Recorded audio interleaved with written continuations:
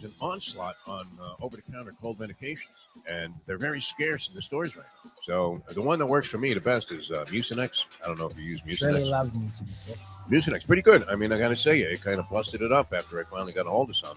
But it took me 2 days of searching various stores to find any Mucinex on the shelf. And then when you get there, there's like one packet left, and there's 3 or 4 people descending on it.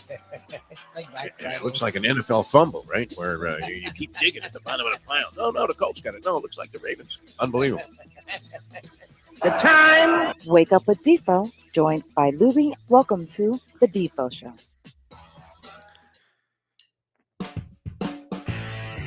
And a very pleasant good morning, everybody. Jeff DeForest, Mike Lubie. It's a Degenerate Friday here about to unfold on the Defo Show. And a special good morning to Big Possum. This was always a thing when you're just beginning, especially as a radio talk show host. And this was in the era when I was doing it. I mean, we were very dependent on telephone calls. We had guests, and we did our share of schlubbering. But for the most part, we wanted to make it sound like we had as many callers as you could possibly imagine generating during the course of however long the show was, 2, 3, 4 hours. Mm-hmm. And there was nothing better, nothing more gratifying, nothing that gave you more of a boost of confidence than seeing like a call on the board light up before you even got the show started. Right? One light is flashing, and you're thinking, wow, they're already calling, man. I haven't even opened my mouth yet. They're already calling to respond to stuff or maybe tell us how great the show is. And so you'd be looking at that and think, this is very, very encouraging. And it would get you off to a more inspiring start.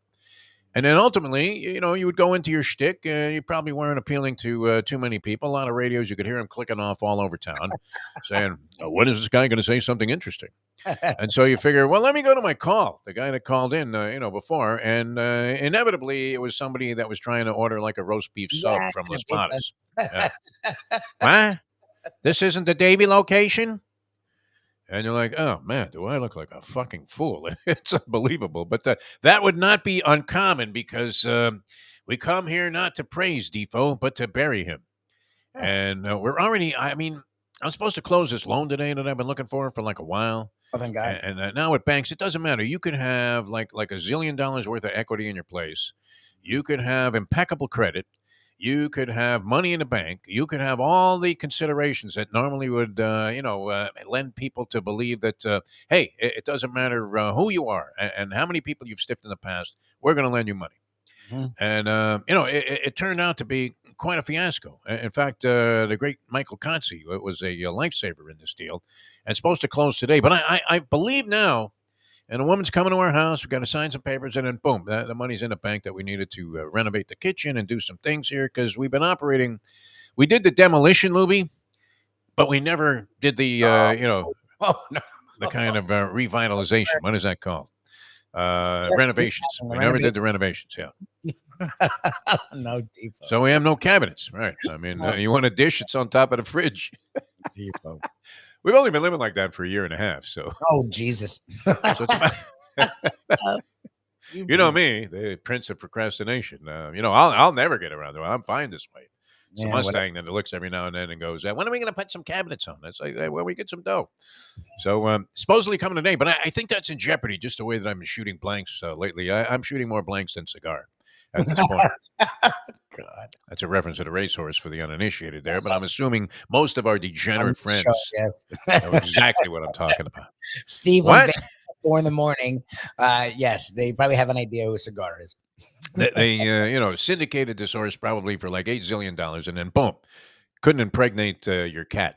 Never mind, one of these fine mares that they were bringing into the barn. They're all lathered up by I guess in this case it would be an animal, not a person, but the animal that occupies the absolute worst job in all of sports, and that is the teaser horse on a stud farm. That is worse than any job you could possibly have. Second only to scalping tickets for Panther games, although those have become a little bit more at a premium in spite of the fact that the Panthers might hold the infamous distinction or share the infamous distinction with, I believe, 5 other teams of being the only 5 teams, or now what it would be 6 teams, ever to have the best record in hockey one year and fail to make the playoffs the following season. There you go. What happened to Bill Zito, man? Did they put Nick Zito in the front office there for the Panthers? And have you noticed this, Lubie? Just an aside here. I don't want to get too heavily into this because nobody cares about hockey. But, I mean, every team, every crawl that you see on Sports Center or on any sports viewing entity that you tune into, and they have the little crawl underneath there, they're like 16 trades in the National Hockey League every half hour. Everybody's getting somebody. The Rangers got Patrick Kane there. Now, he may be a bit of a shot fighter, but still, he still had like 19 goals this year. And, I don't know if he played in all of the games. So, it wasn't a horrible thing, although the assertion was that, it certainly isn't the Patrick Kane that we're accustomed to seeing with the Blackhawks in their heyday. No, it isn't. But at least they made a move. They did something to try and bolster their chances of winning the Stanley Cup. Panthers perfectly content after, this would be one of the bigger pratfalls since Jerry Lewis on the telethon, would it not? Maybe more likely when he was, performing with Dean Martin. I don't know. Did he fall down on that telethon ever? Lady, can you believe this kids? These kids here, $75.64 they raised selling lemonade on the corner there in the middle of winter. It was great, man. Lewis, how did he blow up like that? Was that a disease, or was that was he trying to audition for Mike Mayo's lunchbox? Yeah, exactly. What was the deal on that? What did you think of that Mayo sandwich, by the way? I think Mayo's lost it. I really do. And look, it's all a question of taste. He obviously really doesn't like cheesesteak sandwiches. Because, the sandwich was fine. Wicked cheesesteaks, everything they put out is great. I liked it. But if I'm going for a cheesesteak, I'm not thinking, geez, I'd much rather have this pork and broccoli Rob sandwich. No. Look, no way, man. They throw you out of Philadelphia. Mayo's more of a purist. He's been pretty clear about that. I don't mind a little stuff with my food, like bacon or cheese. Oh, yeah. Stuff on top of it. So like Mayo wants the pork, but that's the thing is like with the broccoli Rob, and then you had the juices. To me, when he was describing the reduction of this and that and all of that, I'm like, just shove a cheesesteak in your face. It's great. Exactly. That's the whole point. That you could use steak them and it's still good. I enjoyed the sandwich, but yes, it was a good sandwich, no doubt. Brian puts together one of his famous cheesesteaks and puts together that sandwich that was really good. Yeah. I'm going cheesesteak. I am. I took a chicken Philly, no onions, and I love onions. The first thing I want to know is, hey, how many onions you putting in there? I hope it's a lot. Yeah. But I brought one home for the Mustang, and of course, snuck a bite in the car before before I got it home. I was at this as one, as long as it wasn't Mayo that took the bite, or you. Yeah, you're fine. She's okay with it, right? But it was delicious. I would have to say it. For my money, it was more stimulating than the broccoli Rob was. I don't know. We'll get into that with Mayo later on at Gulfstream Park. I'm not gonna lie. I'm not a big pork guy, but the juice, it really felt like a French dip. It was good. Nothing wrong with it. Yeah. I liked it. I enjoyed it. I don't know if I had to order it because that's the thing there too. Like Sarnie said it, they're not really a cheesesteak place. They're a whatever you want place. Yeah. Sarnie was brilliant yesterday. He was absolutely fantastic. All right, a couple of things here, and the professor's going to join us early today with the big board. So that's yes. You early birds get a nice crack at the big board, which is one of the sensational segments in all of what would you call it? Streaming, podcasting. How much longer can we retain the professor at his current rate of pay, which is zero, and have him do this when you would think that if somebody was watching that had any kind of platform for this sort of stuff, A, they would have told us to buy a copy of the classifieds, and B, they would have picked up the professor's big board segment and said, hey, this is going to be our signature piece. No? Yes, our saving grace is that he's independently wealthy. That helps, yeah. If he wasn't independently wealthy, we'd be fucked. I met the guy. He was operating a board at, this horseshit radio station that I had to buy some time on just to keep my career alive at the time. Potential disaster. Thank God it was a very short-lived thing. Because, when my first caller was on WWNN, when I took over the nighttime slot there, I think I was on from 7 to 9 or some ridiculous time. Completely inconsequential radio time on a station whose signal did not reach the parking lot during the daytime, much less at night. All right. So I'm in there, and my first call was from Gilbert. Remember that guy from the Neil Rogers show? Exactly. He never. We had a lot Bit of of a speech impediment, not necessarily nothing. I mean, this is not to cast aspersions to people who are impaired, but it's not the greatest thing. First call on a radio show, talk radio show. What do you think? You're trying to impress the bosses there that you have a following. And I'm presumed you weren't trying to impress anyone. No, there was no one to impress there. You're trying to get It was through. very depressing. And I meet the professor. He's operating a board at this place, and I'm thinking, geez, I mean, what happened to this guy? What twisted, ugly piece of fate dealt him this bad hand? 2-6 offsuit against pocket aces, and you're all in. And then it turned out, I mean, we immediately had a complete and ultimate bond when I saw the Dania Highline matinee tickets falling out of his pocket. And I thought, wow, this guy went to Dania Highline for the matinee before he came to work. I respect that. And has action, right? I think on the night performance, I think he might have pre-bet the night games. And then it turns out, he jumps in his Cadillac, brand new when we leave the station there while I'm, driving a golf cart, which still remains to me. I mean, Ron, talking to DeSantis now, if you want to eliminate anything, eliminate the availability of golf cart, and the ability to drive them on A1A. Eliminate that right now. Just make a South Florida law there. And then you can also ban the Roberto Clemente book. Did you see the sparks flying? I put up some stupid thing. I remembered somebody reminded me of Dick, Jane, and Sally. Did you have that when you were in grammar school? Were they still around? I didn't read These it. Three perverts. That were like an early reader. I've seen that. Run, Dick, Run, or whatever. Yeah. I remember seeing that in my life. See Dick Run. That was always my favorite. Sally was a pervert. I believe she was into something like Ghislaine Maxwell or whatever that woman was. That was with Epstein. I think that's who she evolved into. Oh my God. Look. Oh, look. It was always that. That's how they prefaced everything. But that's how you learn to read, like in Brooklyn. I don't know if that was popular here in South Florida. Anyway, I implied that DeSantis would have that book banned if he had been around at the time, which was as harmless as anything that you could ever. I mean, you had to really be somewhat, out there to assume that all of the references to Dick, who was a character in a book, were suggestive of somebody's penis. That was a stretch, man. But, you can't expose these kids to that kind of thing. So I would imagine that he would abandon it. And then, some serious rhetoric came from the right. Did you see that? My friend Tom, I mean, he's like lambasting everybody. Yeah. You want to show this smut to your grandchildren, Defo? I'm like, you know what it is? Like, that's what's annoying about their yelling and screaming. They're yelling and screaming about things. They have no idea what it is. Like, what are you talking about? It's the new wave, man. That's the way it goes. All right, I mentioned I'm shooting blanks, and I wanted to clarify this. I gave out as my hot team to watch in the NCAA tournament to at least win a game. Big Daddy. I said, don't sleep on Big Daddy. I'm not sure what show I said it on, but I said it. I said it here 2 days Oh, ago. yeah? Okay. Yeah. Sorry, people. I fucked you again. Speaking of Ron, it's like I'm looking at the executives from Disney World and going, you no longer govern yourselves. Exactly. We're taking over. Yeah, that's going to work out well. And I've got all these, people I'm going to anoint and appoint to the committee here who, are very much anti everything that you stand for and hate Mickey Mouse. That's it, right? I mean, he put the stranglehold on these guys.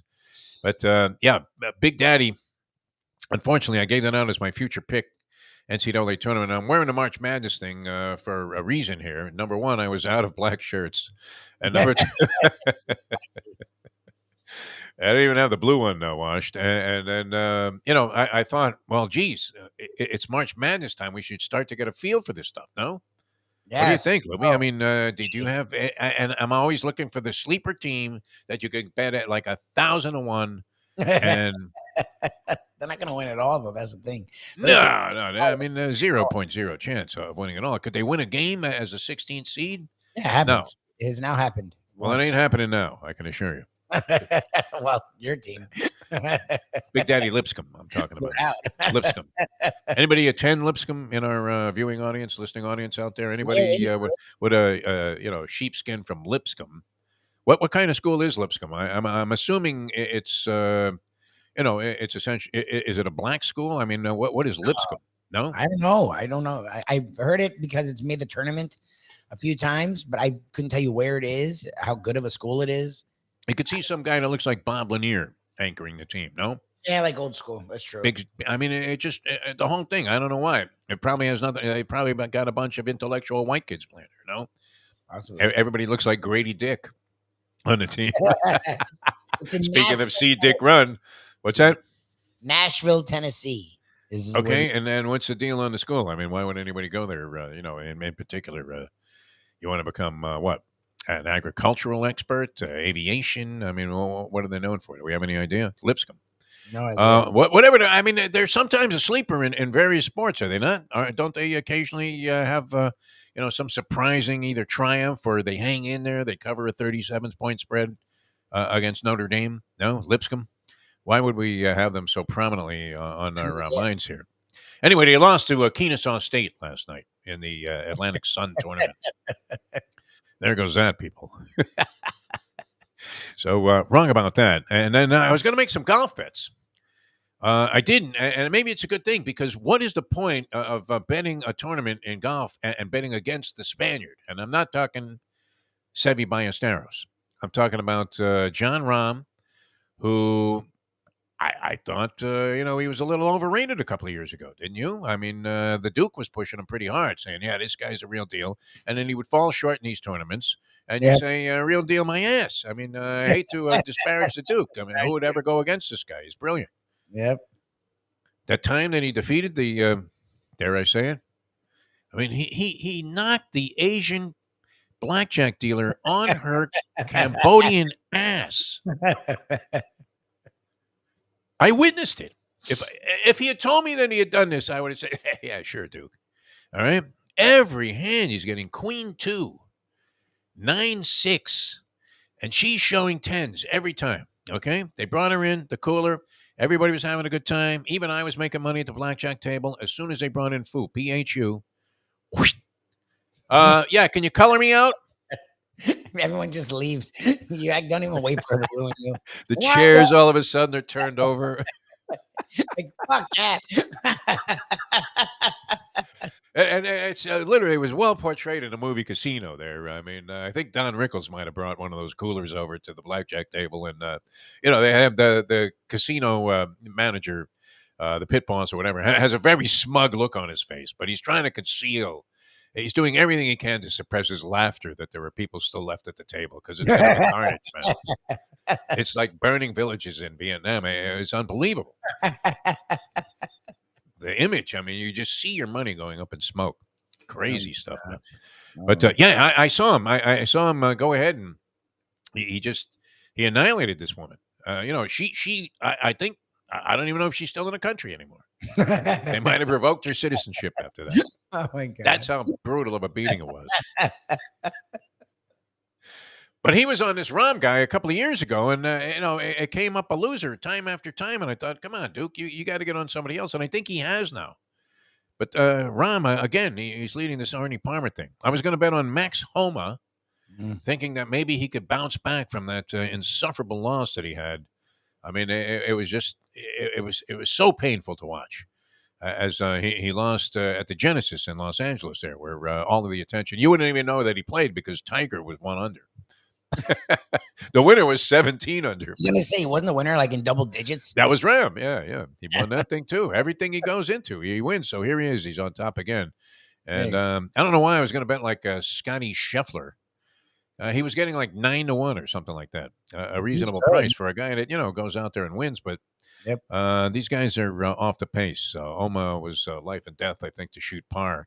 And I don't have Scheffler was not out of it. But how do you bet against Rahm? I think you were getting 7-1 on this John Rahm. Imagine that. You should just parlay him in the rest of the tournaments the rest of the year. I think he's going to win them all.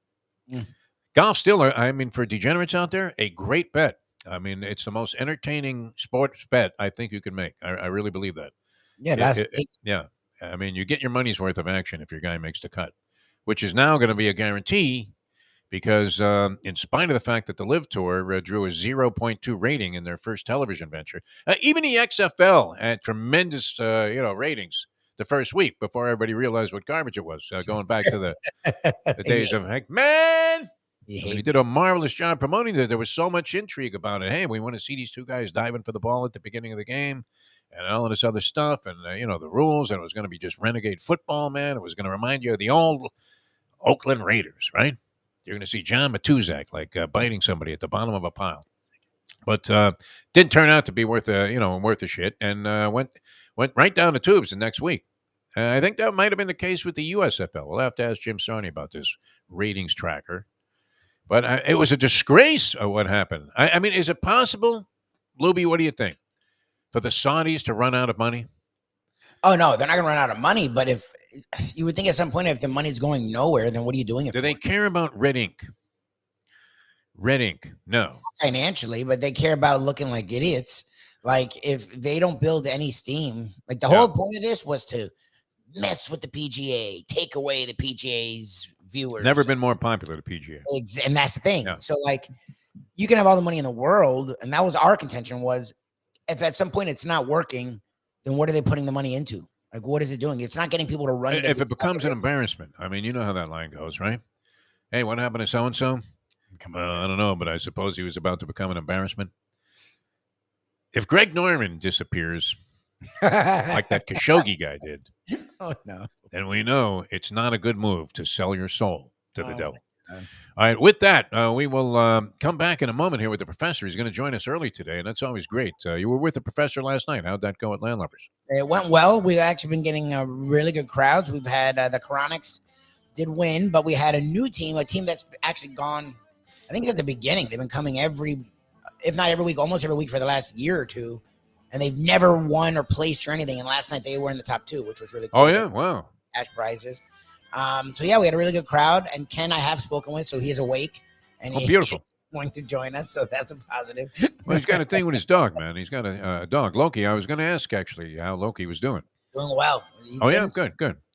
Dogs got to be getting old, huh? I mean, that was years ago. We were all together there in that neighborhood.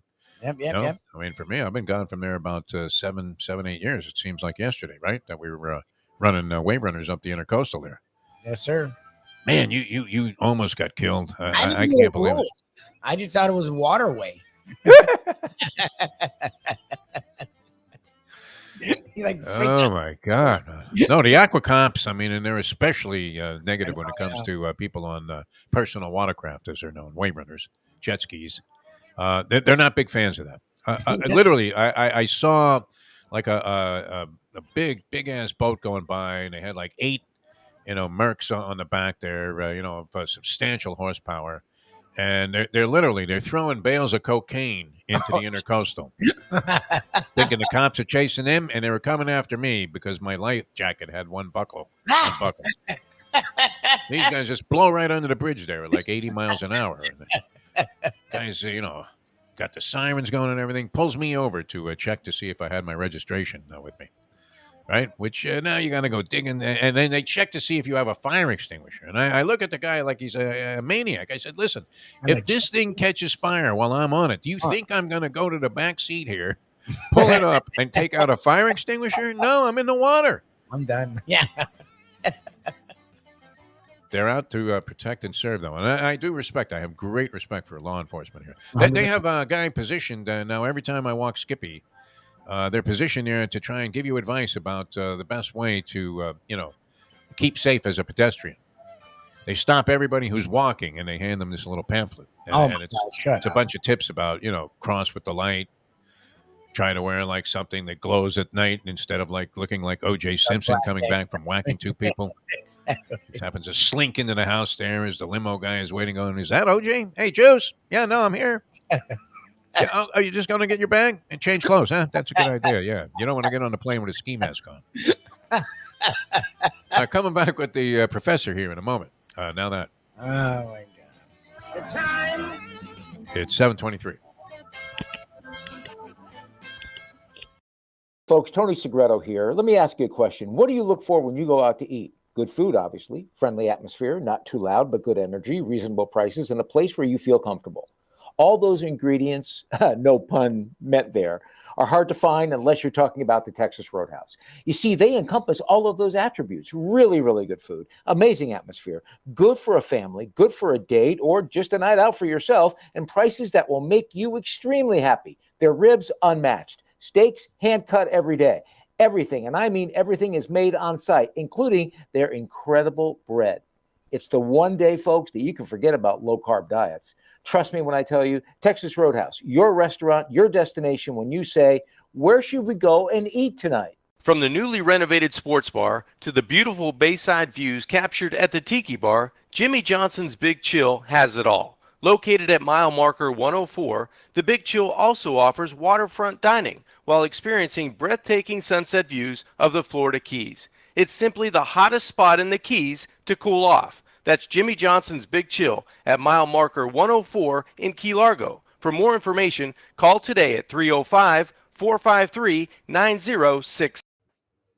If Brian Flores had just kept his mouth shut, collected his $100,000 per loss checks, and done his job. That was what you were hired for, asshole. You weren't down here to compete.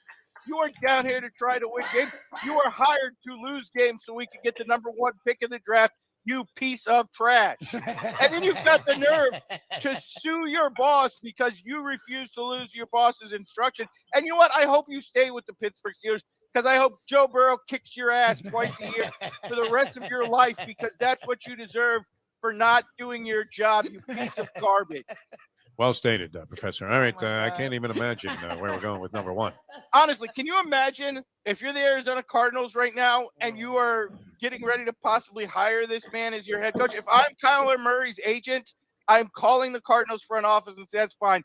Trade my client right fucking now. Do not put this bum anywhere near my player who you just signed for $200 million. Do not put this piece of garbage. If I see Ryan Fitzpatrick in Las Vegas because it's 100 miles from Phoenix, I want everybody in the front office fired or my client out of this franchise. The best way to kick off your day is with Defo plus Lubie. We now return to the Defo Show. Always very middle of the road in his opinions. The professor joins us here on the program. Nobody could claim that you were sitting on the fence on the Brian Flores episode there.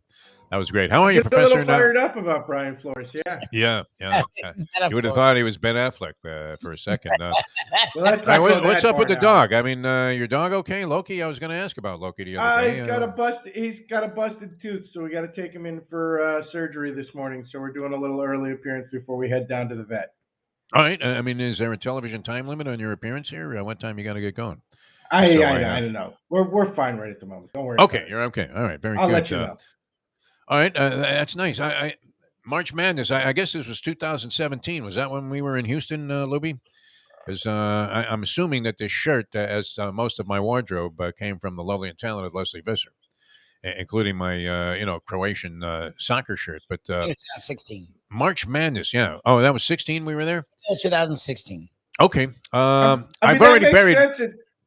It replaces that Saints T-shirt that you wore for about a decade. Oh yeah, that was like 2 years. Yeah, 2 years straight. I wore that shirt, and then once the holes under the armpits, were established, that was it. It was time to throw it out. But I buried the people with Lipscomb. Would you have ever played Lipscomb to win the ASUN tournament, Professor? Did you give them any kind of a shot, or do you pay any attention to that? This year, are we talking about, or are we this year? They just lost to Kennesaw State, which I know nothing. I'm just wondering where you came up with that pick. Because of Big Daddy Lipscomb, and it seems to me that they've had their share of surprising victories over the years. No, I mean you do have a history, Defo, of just randomly watching some odd college matchups. I remember back during the college football season, you were like, "Oh yeah, I was watching FIU and Charlotte on Saturday." Yes, and I was like, "Why? And where?" Honestly, because I don't. There was money on the game. You know the reason. I don't picture you as being able to access ESPN3 or I can't see you on the computer. This was on CBS figuring Sports out Network. The stream. Yeah. I was joking. It's funnier if you're doing it on the computer. But yeah, Lipscomb's obviously I wouldn't have picked him, but no, all right, oddball pick. Okay. Who's the big team there? Is it Give Me Liberty or Give Me Death? Are they involved in the ASUN this ASUN? year? I'm really not Liberty? sure. I haven't watched a lot of ASUN basketball this season. That's surprising because you should ask Sarney. That seems like honestly, he's got to be in heaven I was actually wondering about this when I was getting on the show. Is like Sarny at home, like already prepping for the noon start between was it UNC Asheville and somebody who's terrible this year, The women's game. Or is he? I was going to say, or is he upset because it interferes with his ability to watch women's water polo, or some other sport that is now dominated by one transsexual athlete who's just beating the hell out of every woman in the country. Classic. Yeah, no, I mean, Sarny does go to levels of obscurity when it comes to sports viewing that I respect it because I thought I was a college maniac, but he's, you know. Oh, no, he's great. Yeah. If you wanted to, references are like, I don't even know who the hell that is. Like, do they have a team? I'm not sure what sport he's talking about. You know, that's my problem. Turns out he's talking about soccer. He'll be dropping into some reference to some college team that I honestly didn't even know was a real college. I thought it was one of those TV colleges. Yeah. Southern Connecticut State or whichever one that's always advertising. Did you see this kid? Yeah, he'll be talking about it as if you just discovered Pete Maravich. It's great. Whichever one is out of Connecticut that advertises on TV for the online school all the time. I can't remember. I can't keep them straight anymore. It was simple when it was just DeVry, and they didn't even pretend to be real college. Like, do you want to drive a truck? Come to DeVry. Yeah, I mean, do you think some guys going at some big financial institution on Wall Street that when you tell them that you went to DeVry University, is that respected with the same thing as if you had gone to the Wharton School of Business? I mean, honestly, the nice thing about Wall Street is it's like professional sports. Oh, they wouldn't care. Yeah, nobody. If you're good at your gig, if you could trade, nobody gives a damn where you went to school. It's like If you're true. A basketball player and you went to some scrubby little D2 school, nobody cares. Like nobody's like, oh well, yeah, that Earl on Roll guy is garbage because he went to Winston-Salem State. Like, he can't play. Yeah. That Irving, yeah, I mean he could jump a little bit, but he went to UMass. He must be trash. No, nobody says that. How did he end up at UMass though? He was a high school, I mean, a well-known and universally renowned high school star, when he was playing on Long Island. And, I don't know. I wasn't. I don't know how he ended up at UMass. I mean, it seems like an obscure school for a guy of that caliber. I mean, he wasn't quite the doctor at that point. He wasn't this flamboyant, athletic specimen. According to the thing I watched on YouTube yesterday, he kind of was because he was already a Rucker Park legend when he was in high school. He was legendary. Yeah, I mean, he really was. About how the guy who ran the park, who's Frosty Rucker. Used to call him the Claw because his hands were so big, and he was like, "No, I hate that nickname." He called me the Doctor. So like he literally he gave himself his own nickname at Rucker Park. So which is classic. You must be able to play if you're allowed to do that. It's not like when Dwayne Wade called himself 3 for like 5 seconds, and Lubie just automatically went along with it, even though everybody else in the country is like, "That's so stupid." Like, I'm not calling you. And then he went home, and Gabby Union was like, "That's a stupid nickname." He's like, "You're right, honey. I won't call myself that." Change it. Yeah. No. I'll text Lubie and let him know not to call me that. Well, the doctor, as I've said many times, used to show up at the Merrick Road Park on occasion, and he would be teamed with Dick McGuire, the former coach of the Knicks, and his kid named Eddie Malloy, who turned out was an arch rival in high school of Jim Larinaga. And we mentioned Eddie Malloy to Jim Larinaga, thinking there's no way he knows who this cat is. And sure enough, he knew everything about him, including, he dissected all of his moves from high school on through whenever he got out of the game. He wasn't particularly tall, but the doctor just used to kind of stand under the basket and dunk. And yet, we stood there. I was 16 at the time in stunned admiration. That anybody could actually, and you're right. His hands were like Connie Hawkins or something. I mean, he held the ball and it looked like a golf ball in his hands. It was great. Well, but he was already legendary. I never understood how he ended up at kind of a nondescript or distinct, college program like UMass. Well, maybe that's what happened is on the day the college recruiters came, instead of playing at Rucker with all these dudes. He was playing with me. They found him at the park in Brooklyn with Defo and Jim Larinaga, and he's just standing under the basket dunking. No, Larinaga wasn't a part of it. I was like, yeah, of course. No wonder he can't play. I mean, I'm trying to remember who it wasn't Vontez Perfect. It was the pass rusher from Everson Griffin. I remember watching Everson Griffin's high school tape. and being like, Everson Griffin, by the way, who played in some small ball school league in Arizona at some private school. And I remember watching his high school tape and being like, yeah, okay, but he's playing against a bunch of 5'6" Mexicans. Yeah. Like, yeah, who knows if he can play at all or not? I mean, he looks great on tape, but he's playing against midgets. Everybody would look great on tape against these clowns. I mean, so that's when he true went to USC, too. I didn't know if he could play at all or not, but he turned out to be great. He's great. But you wouldn't know it from the level of competition he played at the high school. Same with the Brown brothers. Honestly, if you saw Bryce Brown and I'm trying to remember his brother, the linebacker went to you, was it Arthur? If you saw those two in high school, Brown, you would have thought they were the end of the world because they played in Kansas in some town that had like 400 people in it, and then so they came out of high school with all the hype on the planet, particularly the younger brother Bryce, and largely he had college careers, nothing particularly special, despite the 5-star hype. So in that case, the competition level maybe didn't indicate their true talent. Yeah. You see it. I remember, and I've talked about this guy because, it was the most boring couple of innings you could ever witness in a baseball game at any level. It was when a guy named Kenny Henderson was pitching for the Hurricanes. He had been the number 5 overall pick in the Major League Baseball draft by the Milwaukee Brewers. And I would think if you track Brewer history, they may cite the fact that he decided to go to college as one of the greatest things that ever happened in their franchise's long storied tradition now. Because this guy, and he couldn't get out of the second inning, and he would walk the bases loaded right away. I mean, it was really atrocious to watch this guy and think he was a number 5 overall pick, but he had played against a bunch of hillbillies, before, and so while he was dominant there, I mean, once he got to another level, it wasn't quite the same, and you see that from time to time when you get these guys. Although that kid from French Lick did all right, in his basketball career. They told me the same thing Saturday in my 6-year-old game. They're like, your team's too talented. I was like, what the hell are you talking about? But you've been recruiting, Professor. What boundaries do you have on recruiting?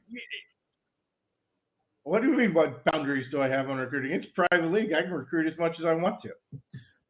Okay, all right. You're recruiting. You're going to give me the George Smith answer.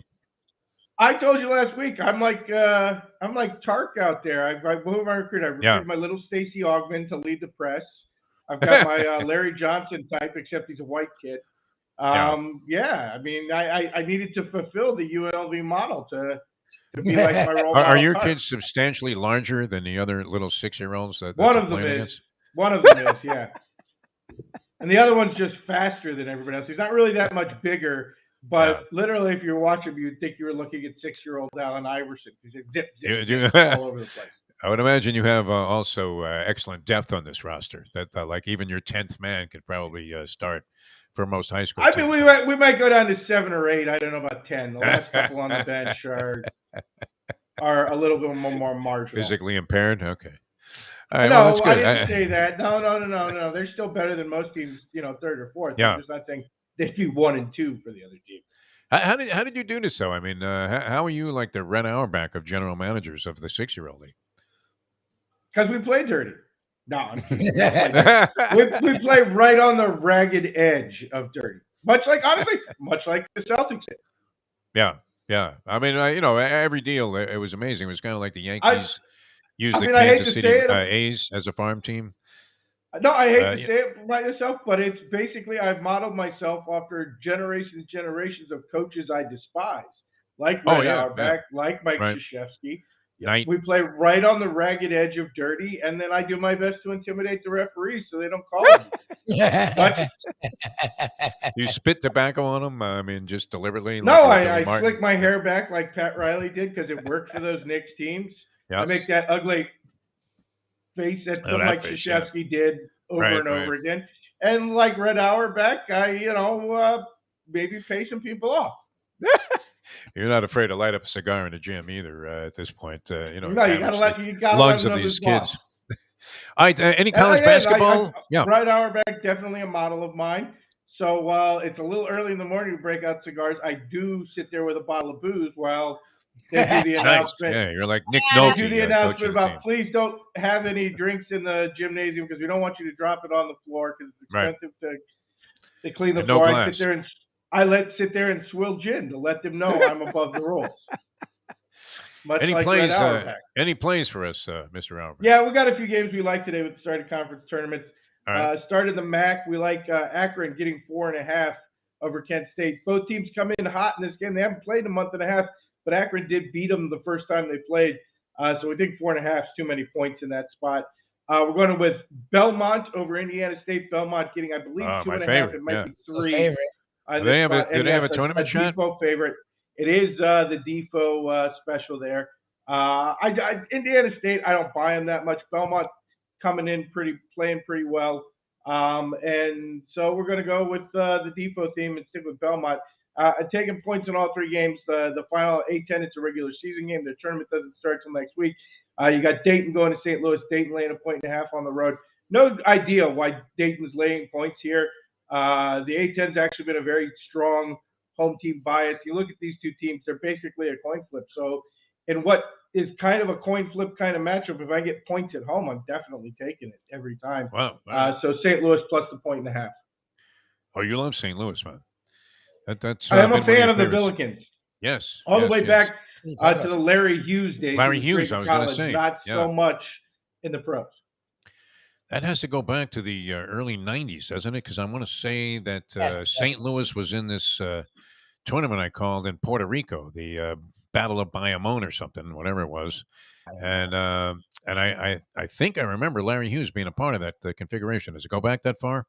Or probably. I was going to say like mid-90s, but early to mid-90s, somewhere. Yeah, okay. That would have been around that time. All right. That would work. And Larry Hughes, one of those guys they're talking about with the kid threatening Maravich's record. Larry Hughes, I think, ended up in the top 10 all-time NCAA scorers. He was definitely in that group with Lionel Simmons and Hersey Hawkins. I don't know if you remember, but there's like a 4 or 5 year period there where that record got kind of not seriously threatened like it did last night, but threatened 4 or 5 times over the course of a few years there. If ever there should be an asterisk, though, next to a record, if it's broken by some guy that's been in college longer than John Blutarski and played like a zillion more games and with the 3-point stripe. I mean, what would Maravich's total have been with the 3-pointer? That's the thing. I don't think. I mean, a 25-footer was a layup for this guy. I heard Walton making this argument the other night, and he claimed that he had gone back and watched the tapes, and Pistol Pete Maravich made an average of 13 threes per game during his career. I find that a little. That sounds a little. That sounds like Walton been back on the space cake before the game started, which is to hear him call games seems like a very common instance. Here's the thing. You factor that in, and you factor in because he couldn't play as a freshman thing, and it just makes what Maravich did more amazing. Yeah. But then you factor that Maravich played for his dad, like it was some freaking AAU league, and the teams were not good. Like the LSU teams he played for were bad. Yeah. I don't know that you would get the luxury of playing for your dad on bad teams. I feel like that's happened with some quarterbacks. I feel like at Colorado, that was like Bill and Cody Hawkins, when Cody Hawkins, who couldn't play a lick at quarterback, but the team was his dad, and they sucked for 3 years. And what happened? Dad got fired, and Cody, I don't know if he got kicked out of school or he transferred or whatever. I don't know if that situation will get to exist in modern basketball, where like you bring your kid on the team, and your kid's good, but the team is awful, and your kid is like the worst ball hog in history. I don't know. I mean, remember, it wasn't the only reason Kentucky ran Tubby Smith out of town because, racism and black coach doesn't necessarily work in Kentucky. Yeah. But you remember when Kentucky was very good, how much shit Tubby Smith took because Saul Smith, who was not a bad player, was his starting point guard. He wasn't a great scorer, but you didn't need a great scorer because the teams were loaded, and Saul was like that good defensive pass ball point guard. But Tubby never stopped taking grief about that. So I don't know that the whole Pistol Pete press thing would have worked out in modern basketball. I think you have to throw that in there as a factor as well. Well, and I remember watching those Pistol Pete games when he was at LSU. And, you thought many of the same things. And I was really into basketball at the time. And having been, I would say more than a borderline chucker myself, I despised what this guy did, as did most people, because it was like it was a joke, and his father was the coach, and you were thinking, this is disgraceful. What's going on out there, as entertaining as it might have been. And he would do all of this crazy stuff. I don't think anyone's. Oh, sorry. No, he would do all of this crazy stuff that was, like Globetrotter-esque. And so, you like the guy as a player. It was always this curiosity, what he would amount to as a pro. But very much like you said, I mean, it was like the coach's son on a team where, he essentially had the ball the entire time and Right. was unmerciful in terms of shot selection. I mean, it could have been worse than some of the shots, that Trae Young takes. But he did make his fair share. And the three-pointers, I don't know about 13 a game, but he probably, would have had at least, 5 or 6 every game on the average. And, what would that have done to his total? It would have been, out of reach for these guys. I mean, again, it's like the little league situation you see a lot where, like, the coach lets his kid pitch and the kid has a monster fastball, but the coach's son. So so he strikes out like 20 people, but he also has like 20 walks and gives up 4 home runs or whatever else. Or worse, he sucks completely, and he's playing shortstop and batting third. Yeah, I mean, again, you can't debate the greatness of Pistol Pete Maravich. He's one of, if not the greatest scorer who's ever lived. Yeah, but the situation was a little unique. It was fugazi, no doubt about it. No doubt about it. All right, Professor, the big board. We're going to get to it so you can attend to Loki, your dog. Who? How old is Loki now, man? You've had this dog 15. Forever. Oh, 15. Oh, wow. I thought he was like. Wow. Congrats on that. I mean, and still going strong, according to Lubie. He's a champ. Okay, so we were going to let a certain story go last week, Okay. but they pulled me back in. All right. That something happened over the weekend that amplified that situation, and we will get to that. But it led to this week's big board, which got me thinking about different situations we've seen over the years, and that has given us the big board of awful pregame rituals. Like, people love pregame rituals. People love this stupid stuff that players, coaches, but a lot of it is really, really dumb. Yeah. And so that's this week's big board, the big board of pregame rituals. So let's start off here. This one's not really destructive. It is very, very stupid. And it honestly comes from a very, very stupid man. So it made the big board. And that is number 5, the Grass Buffet by Les Miles to start every game. I don't know when exactly this got started, but sometime during his LSU days, Les Miles began eating grass from the field before the game. I don't know. Weird ritual. Some point, given the way he spoke and given his overall mental faculties, that Les Miles started believing he was a cow and started grazing before the game. I don't know if this happened during the phase of marijuana legalization and Les Miles, being Les Miles, believed you get high if you just eat any random grass. And he didn't understand a very specific type that came from a dispensary. So he just started eating the field for some reason. I've never been able to explain this, but it became a sensation at LSU. Yeah. And I don't really get that because, hey, look, Louisiana has great food. Stop at the gas station and get some boudin. Don't eat the grass on the field. There's options, Les Miles. Like, you could go to a crawfish boil, but instead you're stopping and eating some grass. And a couple of times he did it out of the end zone, like we're seeing pictured here. So that grass has got paint all over it. So again, not that Les Miles eating lead paint chips as a child would have been a shock, and he developed a taste for it, because frankly, he seems like a guy who's eaten some lead paint during the course of his life.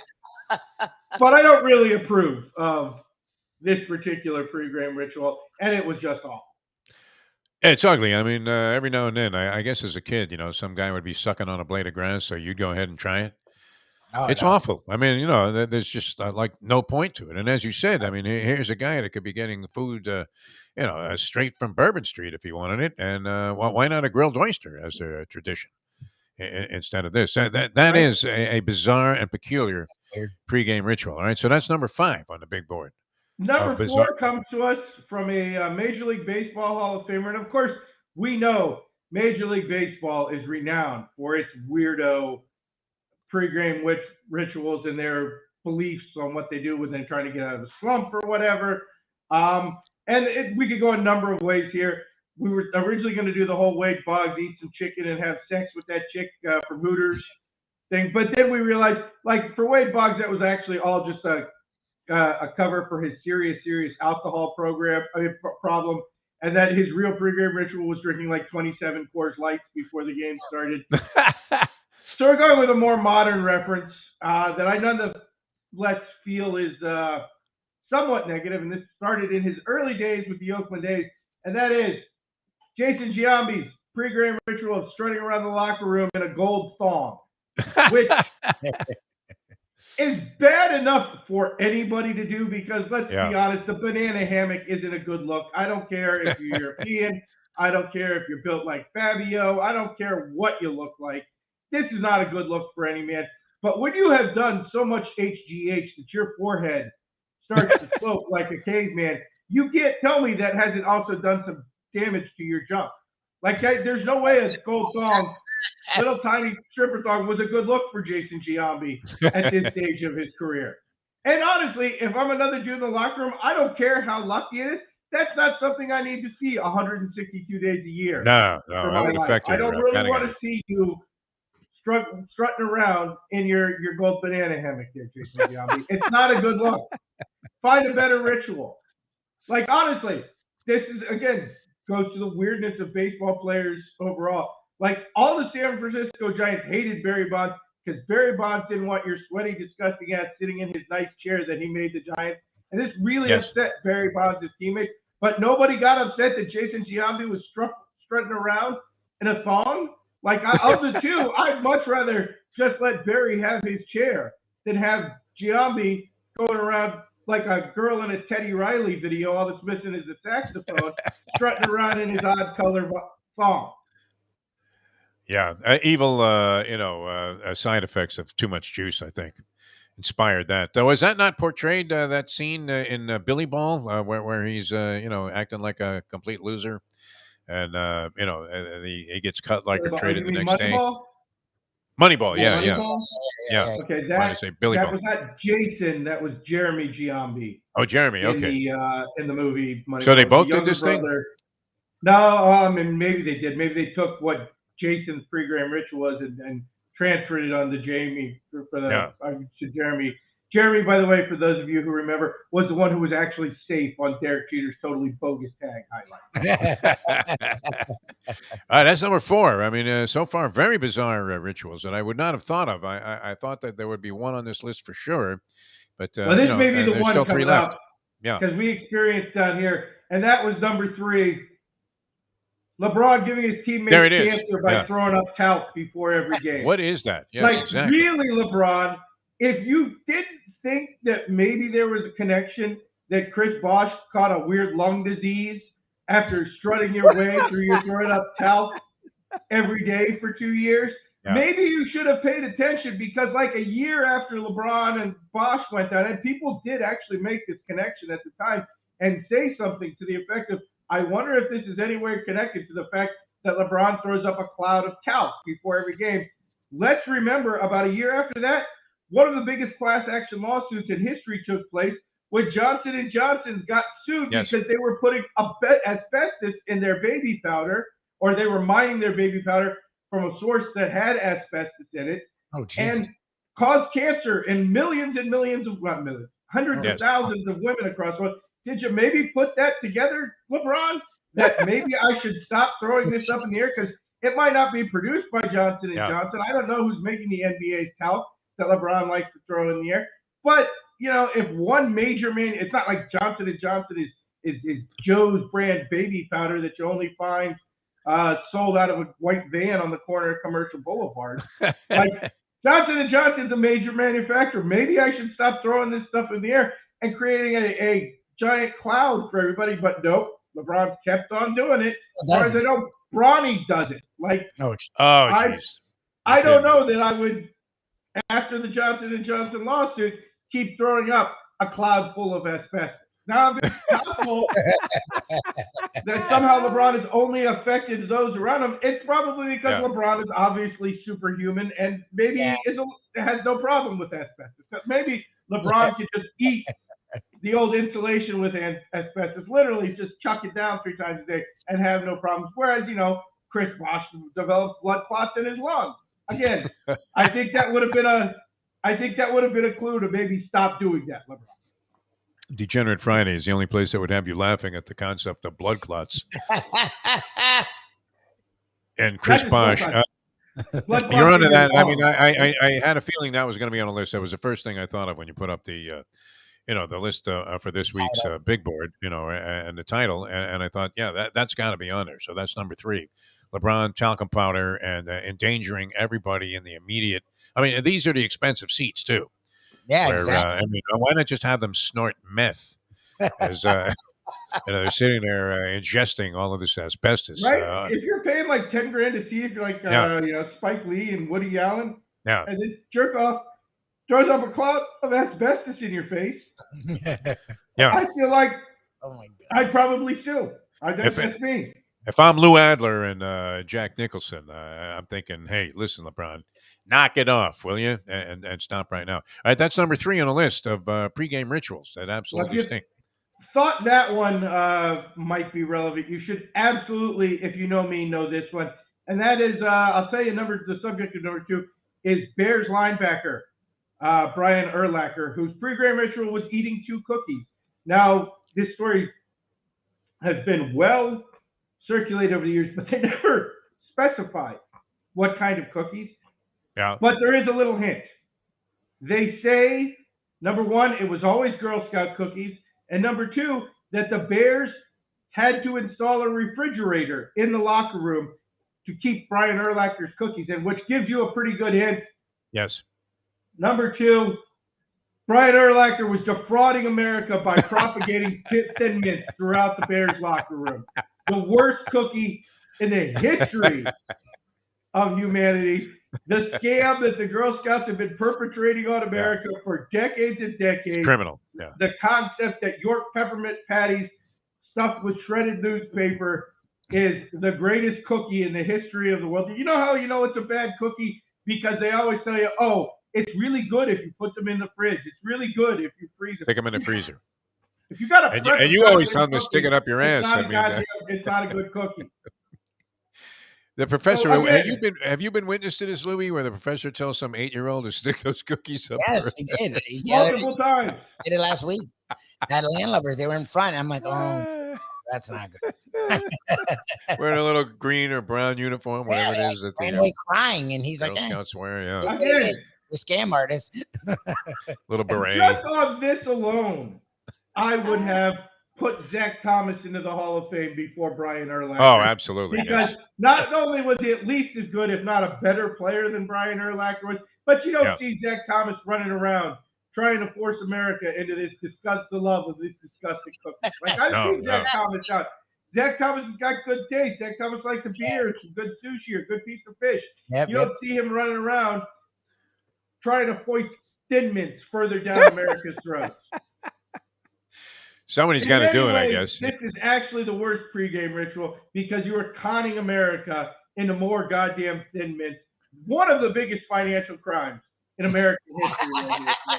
I would say, in many ways, the Girl Scouts are much more guilty than Bernie Madoff. Bernie Madoff only stole money from like 100 rich people. The guy on the Mets, Wilpon, he already had too much goddamn money. Who cares if Bernie Madoff stole from Wilpon? Yeah. But how many just regular working class Americans have been ripped off by the Girl Scouts, forcing these goddamn horrible cookies down our throats? Paying $5 for year after year after year. I'm sorry. For $5 they're real good. Yeah. Just freeze them. Oh, okay. Guess what? If I have to prep a goddamn cookie, it's not a good cookie. Yeah, very true. And I admit they're not a great cookie. All right, that's number 2. I dodge those people. Trust me, Professor. I'm no better. What's funny is Ken actually will buy the cookies, but he always has a remark. I'm surprised he doesn't buy them out and throw them out. I don't buy the Thin Mints. I buy the Samoas. I buy the Tagalongs. I buy the good ones. I don't buy this crap. If all they've got is that the Thin Mints, that's when I start parading them. Well, it would be likely they would be sold out of everything else if they were. They're always sold out of the Samoas, and they always have 400 boxes of Thin Mints. Plentiful. The troop mom with the Pall Mall, who's playing online bingo or something. Yeah. He's like, the Thin Mints are very good. Get the Thin Mints. A little bit of a lipstick smear. Yeah. Everybody loves the Thin Mints. All right, that's number 2. So topping the list. You know pregame what rituals. number one is? It's got to be Alabama basketball. What the hell is wrong with you? Yeah. Again, it's not that they just did a pat down on this player before. It's that the coach acknowledged that he knew about it, and then when asked about it, said, "Well, I didn't really understand it. They told me it was like they do at the airport with the TSA." Yes, that's called a pat down at the airport when the TSA does it. And how great of them to bring it up. I mean, in the light of what happened there, that they would, figure that this would be a good thing. And the fact that they even informed their coach about it shows how idiotic. Again, and it shows it's like, oh, you're a basketball coach. How many plane flights have you been? You don't know what the TSA does when you go through the line? Yeah. Like, again, I don't understand this coach. I don't understand this program. I have no idea what's going on with this team. But what the hell, Alabama basketball? And that's number one this week is the pat down. I don't want to get distasteful with the story because, again, there's a dead mother involved. Yes. But, this whole Alabama basketball program has to be run by the stupidest people in the history of college sports, or at least the most tone deaf. The AD comes off as particularly, forceful in terms of, his opinion on this. I don't know. Right. We thought the kid should play. I mean, that was already controversial enough that, any other student has gone from the school. That's a part of the scene, and they'll investigate the facts later on. But excellent pregame ritual there. No, good stuff, right. As always. That's it? You got to run?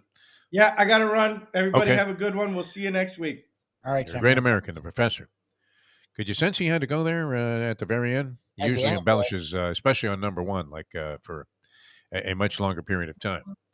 But taking care of the dog, man. 15. I didn't realize Loki was that old, right? I thought he was because I've known Ken now 12 years. Yeah. So, and I know Loki was young when I met him. So I thought he had just gotten Loki. I didn't realize he was already 3. Great dog, man. Very friendly dog. Big dog. Big I don't like big dogs. He's the sweetest big dog ever. He thinks he's a little dog. It's classic. He does, yeah. When you're on the couch and he crunches your balls. He wants to sit on you. It's dude, you're big as fuck. A surprise, kick to the balls by a dog. Even the smallest of dogs, like my little dog Holly. Yeah. She'll jump on the bed there and hit you right, like she was Andrew Galata, man, in the Riddick Bowe fight. Unbelievable. Let's just go straight for the balls with a combination here. Left, and a right hand. Did you see that? All three delivered right on the family jewels there, ladies and gentlemen. All right, we're going to come back with the Greek. The Greek's going to join us. Is that still on? Yeah, very good. Join us now, yeah. And we're on a Gambling Gourmet, Mike Mayo, who had a sandwich named after him yesterday. Yes, sir. The Wicked Mike. See, it would be confusing to associate mayo with a sandwich because people might not put it together right away that they were talking about Mike Mayo and figure it was just like a mayonnaise sandwich. Yes, that's 100% what they would think it is. Or so overwhelmingly inundated with mayonnaise that, what was the point of having anything else on the sandwich? Which is the way I used to like certain sandwiches, Lubie. When I first discovered that at that time I liked mayonnaise. Now you realize... I mean, how clogged would your arteries be if you had more than a doppel of mayonnaise every day? Oh, no, mayonnaise is right. I mean, few doctors recommend that, like when they say, hey, you ought to eat beets or whatever. You seldom see like an ad that says, well, you know what would really keep you healthy? Why don't you have a little mayonnaise every day? They're not pitching mayonnaise. So now we'll add to the confusion there, but the Wicked Mike there was a pork sandwich with a broccoli rabe and also provolone cheese, right? That he claims is better than the Philly cheesesteak. And when you go to Philadelphia or New Jersey, someplace that features this very prominently, I'm sorry, Mike. I got to go with the cheesesteak. I don't know if he usually it's like what he does to you. Nothing wrong with the sandwich. I don't know if it was fine. Better. I don't think he used those words. He enjoys it more, is what he says. He understands people's like for the cheesesteak. But it's kind of like comparing a hamburger to a London broil sandwich, like a hamburger that you got at a fast food place. Because you're not looking for any form of elegance in a cheesesteak. You're looking for slop, essentially. Oh yeah. You're not looking. This is not a refined sandwich. It's a cheesesteak. They squirt Velveeta cheese on there or whatever. I don't know, like Cheese Whiz, for God's sake. Something completely ugly. So I mean, you wouldn't be looking for sophistication in a cheesesteak, would you?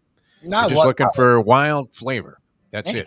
That's what it is. It's combining a lot of things and making it really good, be really fatty. And You're looking for something, completely disgusting. Yeah, exactly. Disgusting made well. Right? Yes. I mean, there's an art to it, obviously. Many cheesesteaks are far better than others. Yes. But I don't even think the two are comparable. I mean, they're not They're not. similar at all. I mean, it would be like talking about a cream cheese and jelly sandwich versus liverwurst or something. I mean, they're just not in the same category, are they? They're not. But that's what he's saying is when he goes to Philly, what he goes for is that. Sure. Would you rather have a London broil steak or a ribeye, well cooked, by some top chef, or go to Checkers for whatever their latest creation is? You're not helping. It's not the same. Yeah. No, I mean, that's kind of how I felt about the comparison. It's true. They're two different sandwiches that do totally completely different. Yeah. Yes, and that's what my statement is. It's like a pretzel and an Oreo cookie. I mean, I like a cheesesteak, but I can't eat it often because it's very heavy. The pork sandwich. Too many cheesesteaks, and you will be in a box pretty soon. I mean, if you're eating one every day, I can't imagine. There's probably somebody out there that has a cheesesteak every day for breakfast. Oh, I hope. But no, you couldn't do it. I made like a disgusting combination of my own personal rendition of a sauceless chili. Okay. I basically just make all the ingredients of chili without like putting it in the tomato sauce. I like the tomato. Yeah, I mean it's kind of like having like if you were going to make tacos or burritos, it's like you made that. That's what it is. Yeah, perfectly disgusting. Yeah, but that's what I'm looking for, right? I'm not looking for some fancy schmancy thing like pheasant on the glass. All right, the Greek coming up here in just a minute. The Gambling Gourmet, Mike Mayo is going to join us later on. I hope he's. See, I have no idea who's in the Fountain of Youth. I have to say, I mean, we're going out to Gulfstream later on today, but I haven't been following this at all. No, that's. I know there's a horse called Forte. Is that it? That's supposed to be some monster. Yeah. And, you got the Baffert horses, the Shugman, you saw him out there. Todd Pletcher is always going to be prominent. Saffy Joseph maybe has somebody in there. Maybe Asmussen, I don't know. But it's a good race because the whole Derby picture has not really, I don't think, come into any form or sharp focus yet. So we'll see if that can help it along tomorrow at Gulfstream Park. We'll be out there later on today, and we'll be back with more in a moment. Now that. The time. 8:08. Ponies in Style at Champions, the outstanding simulcasting room at beautiful Hialeah Park. Yes, the grand old lady of thoroughbred racing has never been more vibrant, and you can wager on the races from the top tracks around the country while enjoying a cocktail at the Brass Rail Bar or any of the fine food served throughout the facility. If poker is your game, you're covered in style, and you can play all your favorite Vegas-style games, including blackjack, craps, and roulette, in Hialeah Park's sizzling hot casino. Get a player's card when you walk through the door for all kinds of generous amenities, including our favorite, free play, when you come out to the ultimate casino and entertainment destination, Hialeah Park. Hey folks, Tony Segreto here. Since day one, Catholic Health Services has been part of Old School. And since we've started letting people know about them, it's changed their lives. You see, Catholic Health Services, while being recognized as one of the top places for stroke rehab in the country, it's also about a group of people who not just excel in what they do, from the doctors to the nurses to the therapist, on and on and on. It's how they do what they do every single day that separates them from the pack. They do it with a passion, unmatched, and the inclusion of family in every step of the process.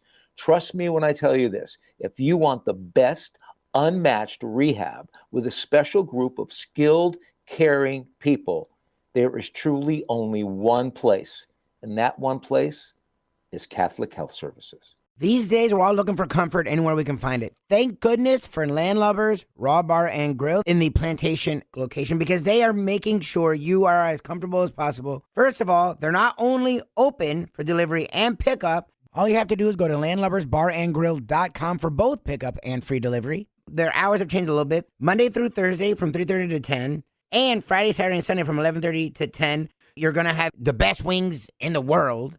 You're going to have a great burger. You're going to have their amazing soups. Again, Landlubbers, Raw Bar, and Grill. It's nice and easy. Just go to landlubbersbarandgrill.com for both your pickup and free delivery. Thank goodness for Landlubbers for making you always feel right at home.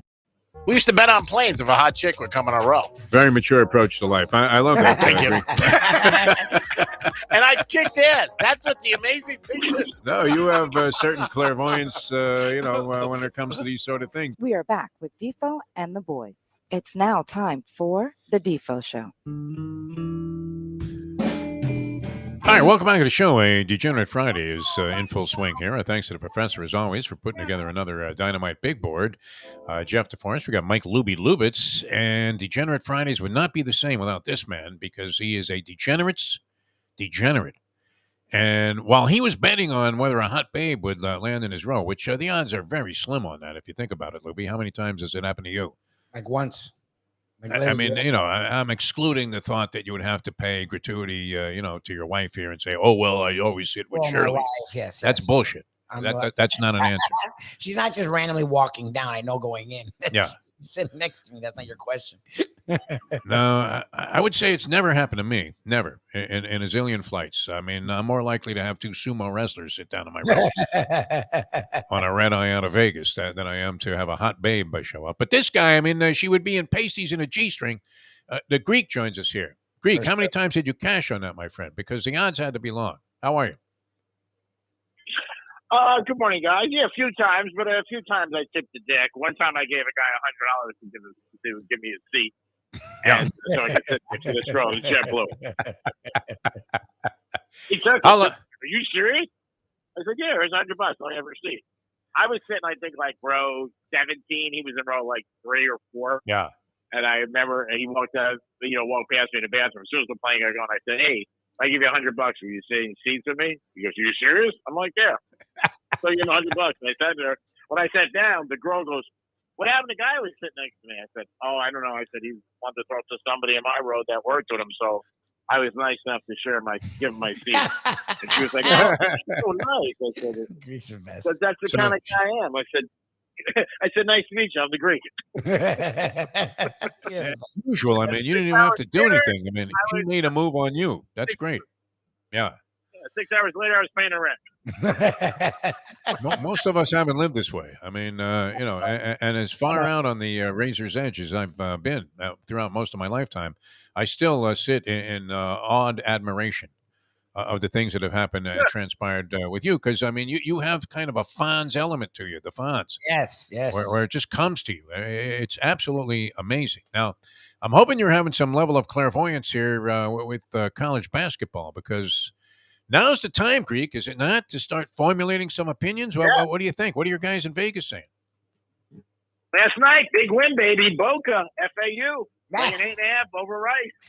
And stay in the home ground, Boca, baby. FAU team. They've been covering all year. They won last night. Arizona, we liked last night.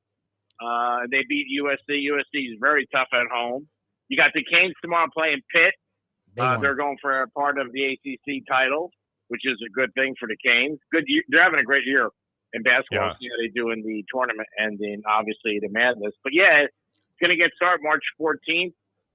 The Madness begins, and then next week got our other conference championships, which are great. I always enjoyed them. Big East, ACC, Big 12, Big 10. They're always fun. But yeah, just try to do a little homework and get ready for it. And it's like anything else. Teams got to get hot at the right time, especially the NCAA tournament where you got to win 6 games.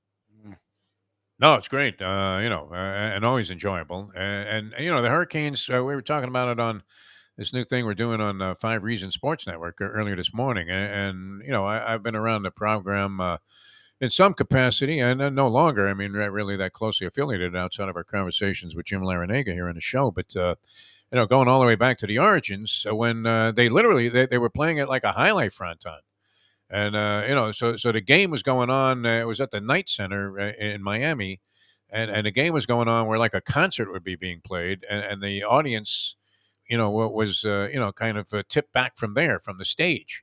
And it was horrendous. I mean, nobody cared about it. But, I mean, in your circles, high society circles there in Boca and West Palm Beach, Creek, is there much interest in college basketball outside of you and the degenerates you hang out with at Monroe's? He said no. No. Yeah. No. Well, Florida's not really.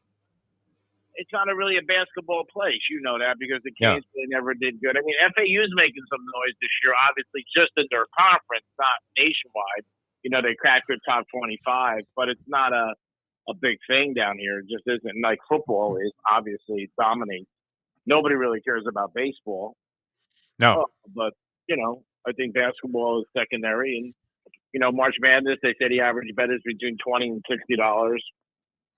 Billions will be bet on it, and pools and always, other things and squares and all stuff like that. But it's a great time. It's a lot of fun. I mean, being in Vegas for that is always a lot of fun. If you ever get a chance to go out there, I highly recommend it.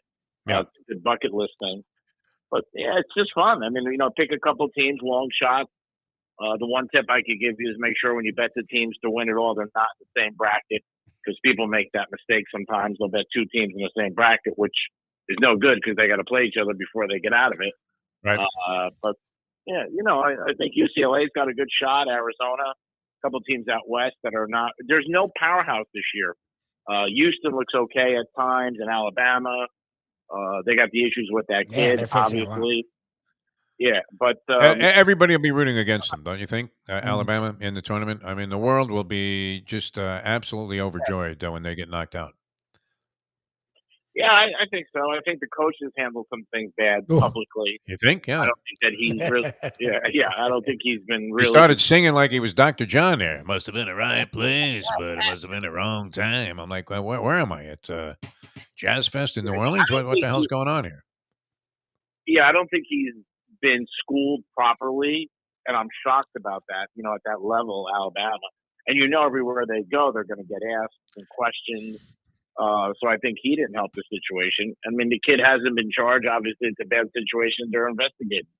So we'll see what happens. Not a good thing. No, not a good thing at all. No, I don't know. I mean, and people kind of characterize it this way. If he's the eighth man on the team and he potentially is an accessory to a murder, although, so far, like you said, no criminal charges. And the general perception seems to be that he will not be charged with this crime and may have, sort of, I don't know that you can be innocently involved when a guy calls you and says, hey, bring my piece. And he's not talking about a hairpiece. It's not some guy in Boca that, was at a deli and about to meet a blind date off, Plenty of Fish, and he forgot his hairpiece that morning. I mean, we're talking about a gun here where a woman was killed at a college, level, where you would think that the students and all of the parents involved there of kids that go to that school would have legitimate concerns that your basketball team potentially has a guy that shot a woman and then somebody that was an accessory, and you're playing the kid. Yeah, not good. Yeah. What is Nick Saban saying about all this? Nothing. What if they ask Nick about this at one of those press conferences after an Alabama loss this year? He'll say no comment. You know that. He'll storm off. Are you kidding me? How could you even associate me with this? Yeah. Yeah, don't even put me in there. But again, he doesn't have anything to do with it or the football program. This is a basketball situation. Yes. But I'm always surprised when a lot of these people get in front of, the press and the media, and they're not schooled or educated enough to have the right response. I mean, the first thing is this is a tragedy, and somebody lost their life. I mean, that's the first thing that should be addressed.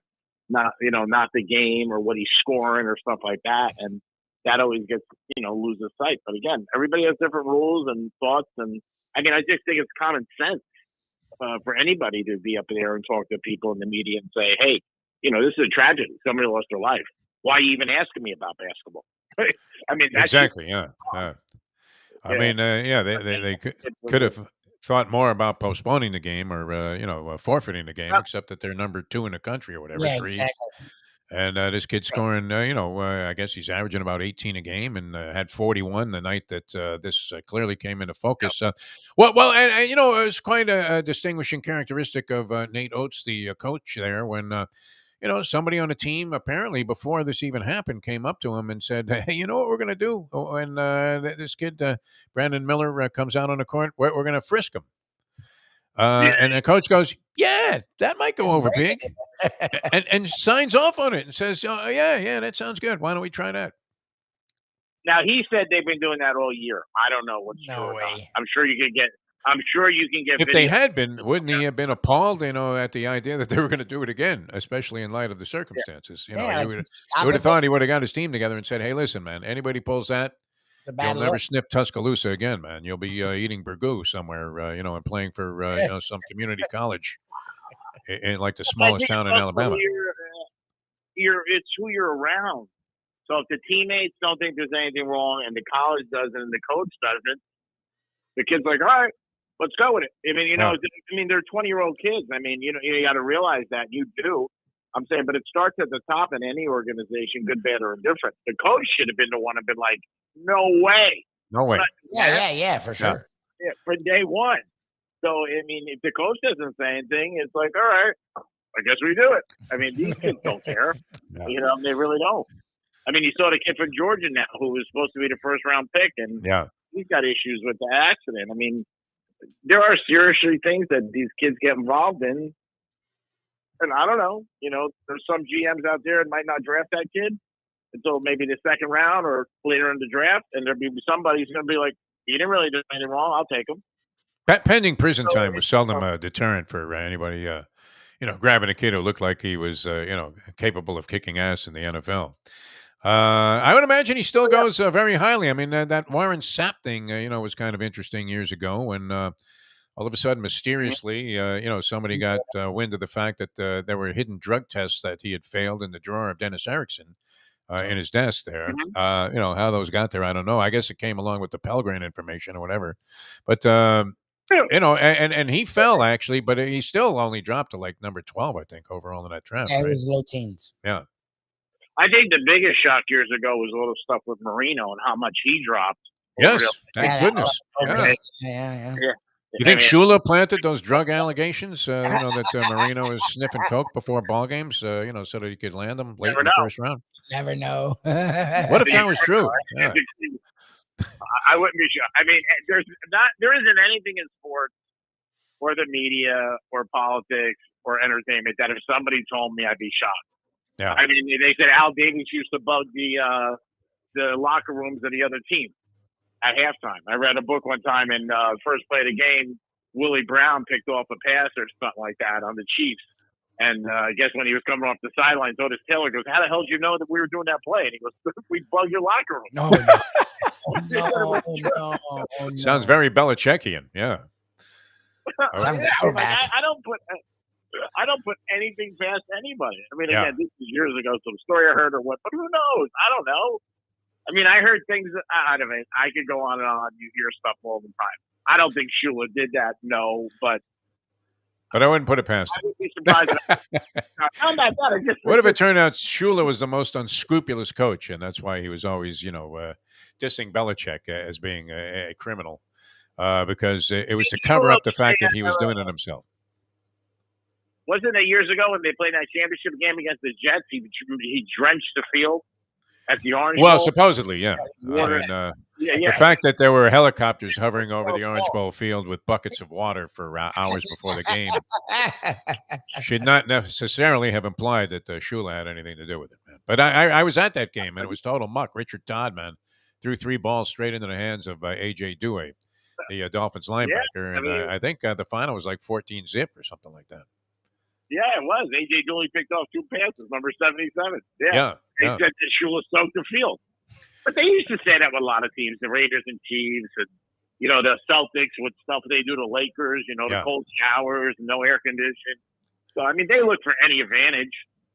The late, great Tim McCarver would often allude to the fact that they would never mow the field if Maury Wills was coming to town. They would make sure that they had grass that looked like the rough at the British Open, like thatch around home plate. I believe it. Yeah. You tell me something, I'd be like, all right. I mean, I'm not going to be surprised because I think every team looks for an edge in any shape or form. I was talking to somebody who played for the Eagles, and he said when they used to play the Giants, and this is true, when the field goal kicker used to go for the Eagles, they would open these huge doors, and it would create a wind tunnel, and the kicks would go to the left. And when the Giants did, they would shut the doors. That's great. Well, and supposedly, I mean, one of the classic stories in Dolphin history was that, and I was at this game also in San Diego when the Dolphins had a chance to go to the Super Bowl, AFC title game against the San Diego Chargers, and they're in command of the game in the first half, and supposedly they had shut off the electricity in the locker room, and the lights didn't work, and Shula was very bitter about that, even to his grave. Implicating that, the Chargers had deliberately done this and he couldn't conduct his usual halftime conversations or whatever he wanted to get across to his team. And then he came out in the second half and laid an egg and the Chargers ended up in the Super Bowl, only to subsequently get crushed that year, and maybe stave off the embarrassment that would have happened to the Dolphins instead. Did you see that Montana's jersey from that Super Bowl went for $1.2 million?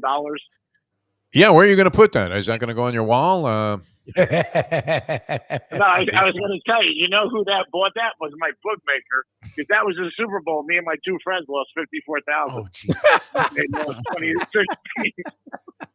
I checked the name. I said, "Let me see who bought this." Yeah. Maybe it was Tony from New Rochelle. Yeah, it's always amazing. Yeah, you go over to some guy's house that's taken action, and his collection of memorabilia is quite exceptional compared to the two Harry Cheedy baseball cards that I saved from my collection as a kid. All right, Greek, what are you up to? You were all over that PGA thing, the Honda Classic, right? Yes, sir. What'd you think of that? I mean, those guys were gagging. Were you watching the stretch run, or were you home with a couple of babes by that time? No, I was home. I don't do Sundays. Okay. I go earlier in the week with Tito's. It was fun. It was. I mean, for golf. The best thing for golf is like the waste management, obviously tournament or Honda, where people just go to hang out and have a good time, because that's how they get the people, because nobody really cares, and there's really no names. If you're working one of those booths, though, I guess were you at like a Tito's location there where they were giving away samples? Because that is a great way. I used to do a lot of radio shows from these golf tournaments. Great way to meet chicks. I mean, it really is, and hot ones too. Yeah, we were in the pavilion. We've been there for like 12 years. They're great partners of ours and mine. You know that for years. It was fun. I mean, it was a lot of fun. And the nice thing with the pavilion is if you get into general admission, you get in there free. They don't charge you. Very nice. It was good. It was a good No time. fee to get into a sporting event? That's great. No fee to get into the Tito's Pavilion. Oh, the Tito's Pavilion. Okay. Yeah. And you already got whacked for $75 for the tickets. Oh, okay. Nice. The Hard Rock. Okay. Oh, you're at the Hard Rock tomorrow? Yeah, for the big Great Smoke with Cigar Fish. Oh, the Great Smoke. That's fun, man. Oh, it's at the Hard Rock. Nice. Yeah, that's great. You're everywhere, Greek. I mean, still in hot demand. I mean, and humble enough to do this show, which we always appreciate, my friend. Will you be in action at all at Gulfstream tomorrow in the Fountain of Youth Stakes? No, because I'll be at the Hard Rock. Okay. All right. Yeah, you would think, can you call your man Ronnie and tell him, I mean, you have his ear, and tell him, hey, we want simulcasting, at the Hard Rock and other locations? I mean, I'll do whatever I can, Dave. You know that. I would take a bullet with a vest on. Exactly. You may have to get in to see this guy. All right, Greek, be good, my friend. You're always great having. It's always great having you on the show, and it's an exciting time in sports. So we'll have to get together one of these days, man. All right, we love you, Greek. Yeah, you got it. You let me know. I'll bring the stone crabs. Yeah, all right, sounds good. Yeah, thanks, Greek, man. We might be in a position to do that, Lubie. No, with this new association with the Delaware Chicken Farm and Seafood Market, that guy Doug. How about? I mean, the number of stone crabs he put out there. That was a whole thing. I'm not sure what medications Mike Mayo was on, though, when we were there. Because he sucked them down like he was eating saltine crackers, man. I mean, just like one after another. It was great. He can put it away. I'll give him. Now, when you could eat like a whole thing of saltines, like the whole package, they came like two. They had the two cellophane wrap packages in a box. Yep. I used to love. And you could eat like 100 saltines. Think about that. Think about what you were doing to yourself back then. I mean, we had little knowledge of nutrition in the 50s when I was growing up. 0.0. I had more. Yeah. I grew up in the 80s and 90s, so I was very aware of fat and salt content. Yes, cholesterol. Salt, yeah. I mean, I loved salt. What's funny? When I was, at Syracuse, they had a thing in the locker room there, in the athletic locker room, and it had a sign on it I'll never forget called "The Why of Salt." Okay. And they literally, I mean, this was what they gave away as a stimulant: salt tablets, salt pills. Yeah, they had no idea. They were salt pills, man. I mean, what fucking doctor signed up for that? It dehydrates you. It's actually the opposite of what you want. I'm not sure who was more incompetent in terms of having a medical license. Whoever the team physicians were at Syracuse at that time, or the ring physician, Dr. Bernhard Schwartz, that I often reference from the Olympic Auditorium in Los Angeles, where he didn't even look at the guy with a flashlight. He took his pulse. And if there was one, he let him have another round. Good. Like you see the doctor in the corner, he's taking a guy's fucking pulse. Unbelievable.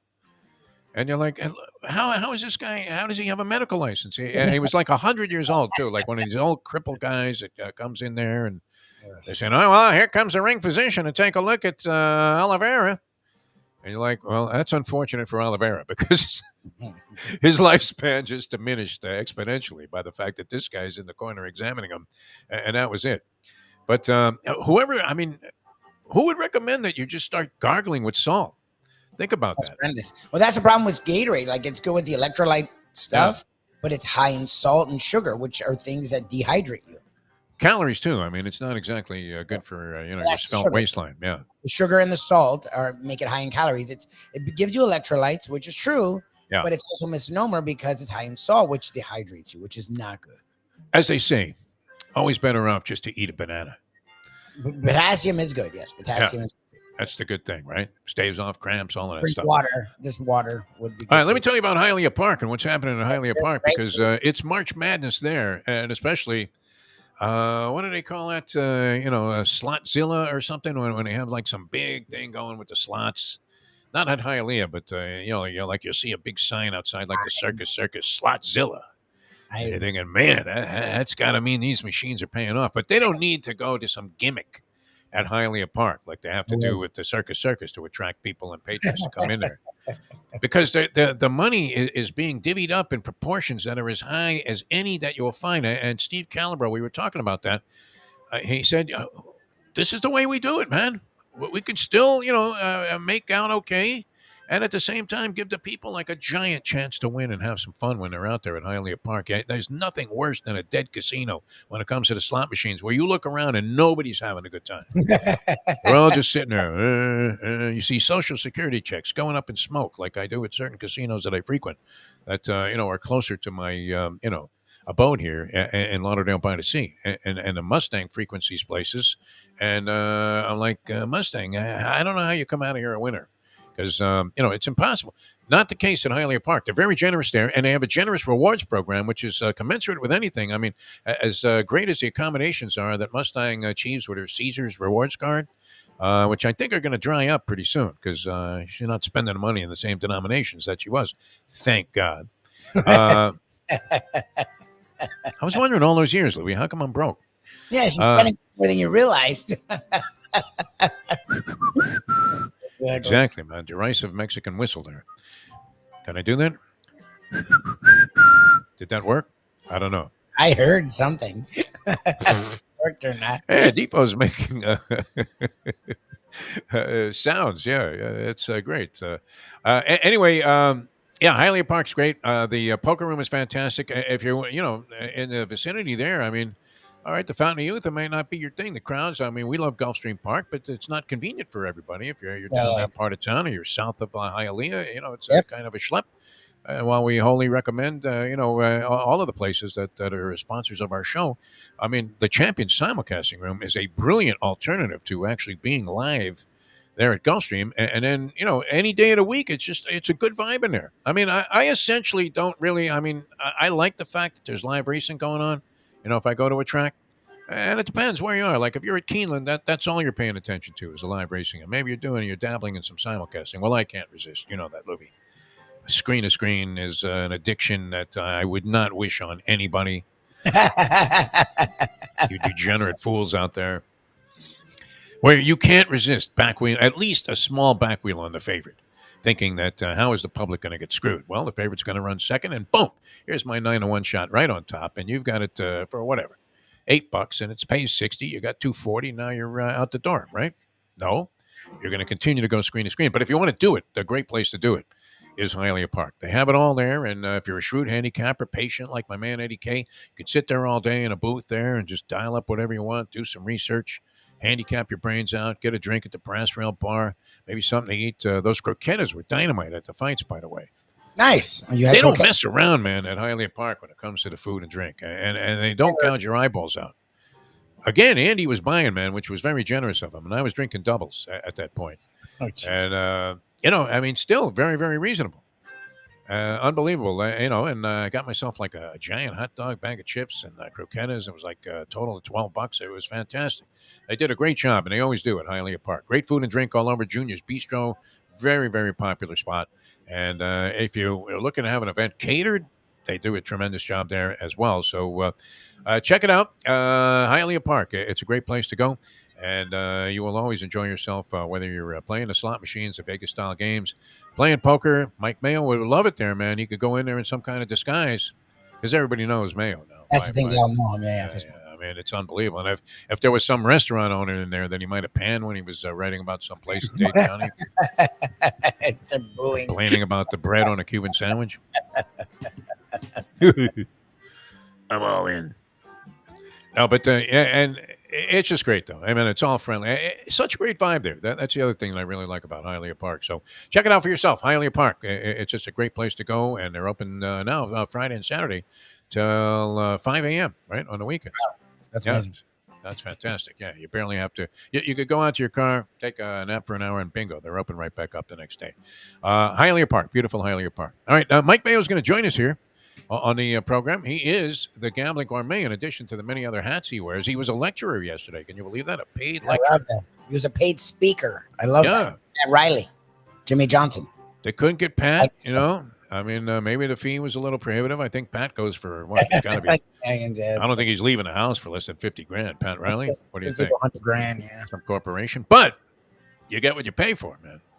So I don't know what kind of schlep payday it was for Mike Mayo, but he takes all of these things very seriously, doesn't he? I mean, he's not the kind of guy that's just going to come in there and figure he'll crack a couple of jokes and then thank the people for having him. So didn't he have like a prepared lecture for this thing? We'll find out about the whole thing. He was ready to go. Yep. Talk about dining and being a critic and all this stuff. So that's coming up in just a moment. Now that. The time. It's 8:37. Folks, Tony Segreto here. Let me ask you a question. What do you look for when you go out to eat? Good food, obviously. Friendly atmosphere, not too loud, but good energy, reasonable prices, and a place where you feel comfortable. All those ingredients, no pun meant there, are hard to find unless you're talking about the Texas Roadhouse. You see, they encompass all of those attributes. Really, really good food, amazing atmosphere, good for a family, good for a date, or just a night out for yourself, and prices that will make you extremely happy. Their ribs, unmatched. Steaks, hand cut every day. Everything, and I mean everything, is made on site, including their incredible bread. It's the one day, folks, that you can forget about low-carb diets. Trust me when I tell you, Texas Roadhouse, your restaurant, your destination when you say, where should we go and eat tonight? From the newly renovated sports bar to the beautiful bayside views captured at the Tiki Bar, Jimmy Johnson's Big Chill has it all. Located at mile marker 104, the Big Chill also offers waterfront dining while experiencing breathtaking sunset views of the Florida Keys. It's simply the hottest spot in the Keys to cool off. That's Jimmy Johnson's Big Chill at mile marker 104 in Key Largo. For more information, call today at 305-453-9066. All right, we have the Gambling Gourmet with us, Mike Mayo. Well, yeah, and you know me, when it comes to like pro football, I usually like to sometimes handicap games on which is the better food city. Where would I rather eat in? My mom, God bless her, 88 years old, and she follows some football, and we do a family pool where we make picks, and usually her is based on which city she would rather visit or live in. Okay. But college football, for me, it used to be, I always thought that the quality of the football team was in inverse proportion to the amount of teeth in the crowd. So, like, grab a bagel and a schmear, plus some Defo and Lubie. Welcome back to the Defo Show. All right, looks pretty spry this morning for a guy that was out late last night on the dining scene. Welcome back to the show, the Defo Show here, South Florida Live. We got Mike Lubie Lubitz, and we welcome a man, whose fame is getting so enormous. It's growing so rapidly that he now has his own sandwich named after him at Wicked Cheesesteaks, one of our fine sponsors on the Mike Mayo Lunchbox Show. And I have to say, Brian was sincerely grateful for the action that he's received. I don't know if you caught that because you had to go and schlep off to that speaking engagement, but He really loves the activity that's happening, courtesy of the show. So in a rare time that advertising is actually working. It's great. Don't say that. It's not. No, it works No, I'm all only the kidding. time Yeah, for yeah. the lunchbox The crowd. lunchbox. And no, first of all, yeah, he's a gracious guy. He's a great guy. He's a talented guy. You know, he's a baker, commercial baker, before he pivoted during the pandemic to open this shop. And it's really a wonderland for people like me and you who love to just cram our faces filled with all kinds of goodies, and not the pheasant under the glass, but the stuff that regular people like to eat every day for lunch. And you can mix it up. You could get some wings, and you could go on the healthy side too. Not that we ever would, but they have the salad. I never saw the salad menu there. Did you? I know they must be great, but before we get into the Wicked Mike, I'm really happy that you played that intro. Kind of lampooning the Southeastern Conference schools, and I heard the various commentary on the Alabama pat down situation. But let me come at it with a different take. I think what you guys fail to realize is that for Alabama, this is actually progress. Yes, the pat down is actually represents something, while completely out of line and ridiculous for the year 2023. That you got to put things in perspective, because 20 years ago, instead of a pat down, they would have been putting some of their players in chains and making them go out to the fields and pick cotton. So could be, yeah. So this does represent a transition into the more humanitarian, kind of beliefs. So if you look at it from that prism, through the gaping holes in the mouths of the toothless fans there, that you will be able to recognize that although it is outrageous in 49 states and even parts of Alabama, it makes perfect sense for Tuscaloosa. So, is Alabama known for any kind of food, Mike Mayo, Gambling Gourmet? I mean, good Southern food, right? Southern comfort food. Okay, I associated. I was talking with Lane Kiffin once in an interview, and he was an assistant at Alabama. We, trying to find some joke to get him to lighten up at the beginning of the interview and kind of get into it with us. And I mentioned something about burgoo, and burgoo is like exclusive, I guess, to Kentucky. No? Yeah, it is not an Alabama thing. Wouldn't Alabamians love eating squirrel and possum? I don't know if there's irony or coincidence, but the famed Alabama food item is, and here we go again with the racist vestiges of the past, is white sauce.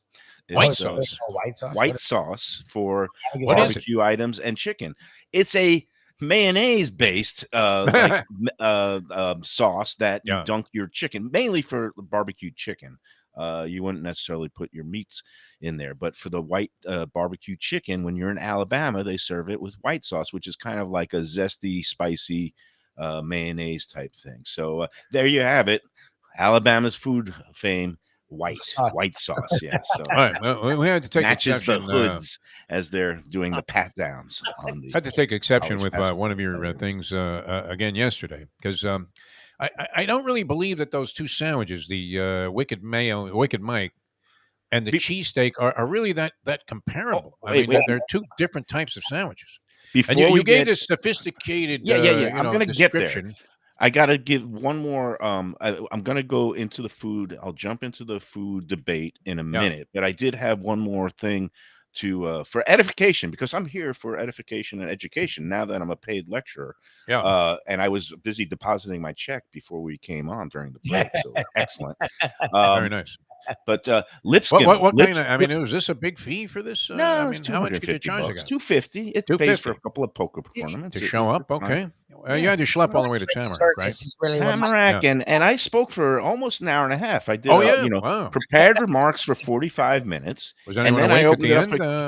I opened it up for Q&A, and these are my peeps, people. Defo, this is like the plane to Atlantic City. It's like the average age is death minus 10, and wheelchair assistance. But all these mainly elderly women in this club. It's called the Sled Club. I don't know what Sled stands for, but they a lot of questions about Ocean's One, which is the place that serves nothing but $5.99 lunches, and I just think it's absolute dreck. They're known for free. My buddy. Yeah. There's one in my neighborhood in Dania Point that opened up.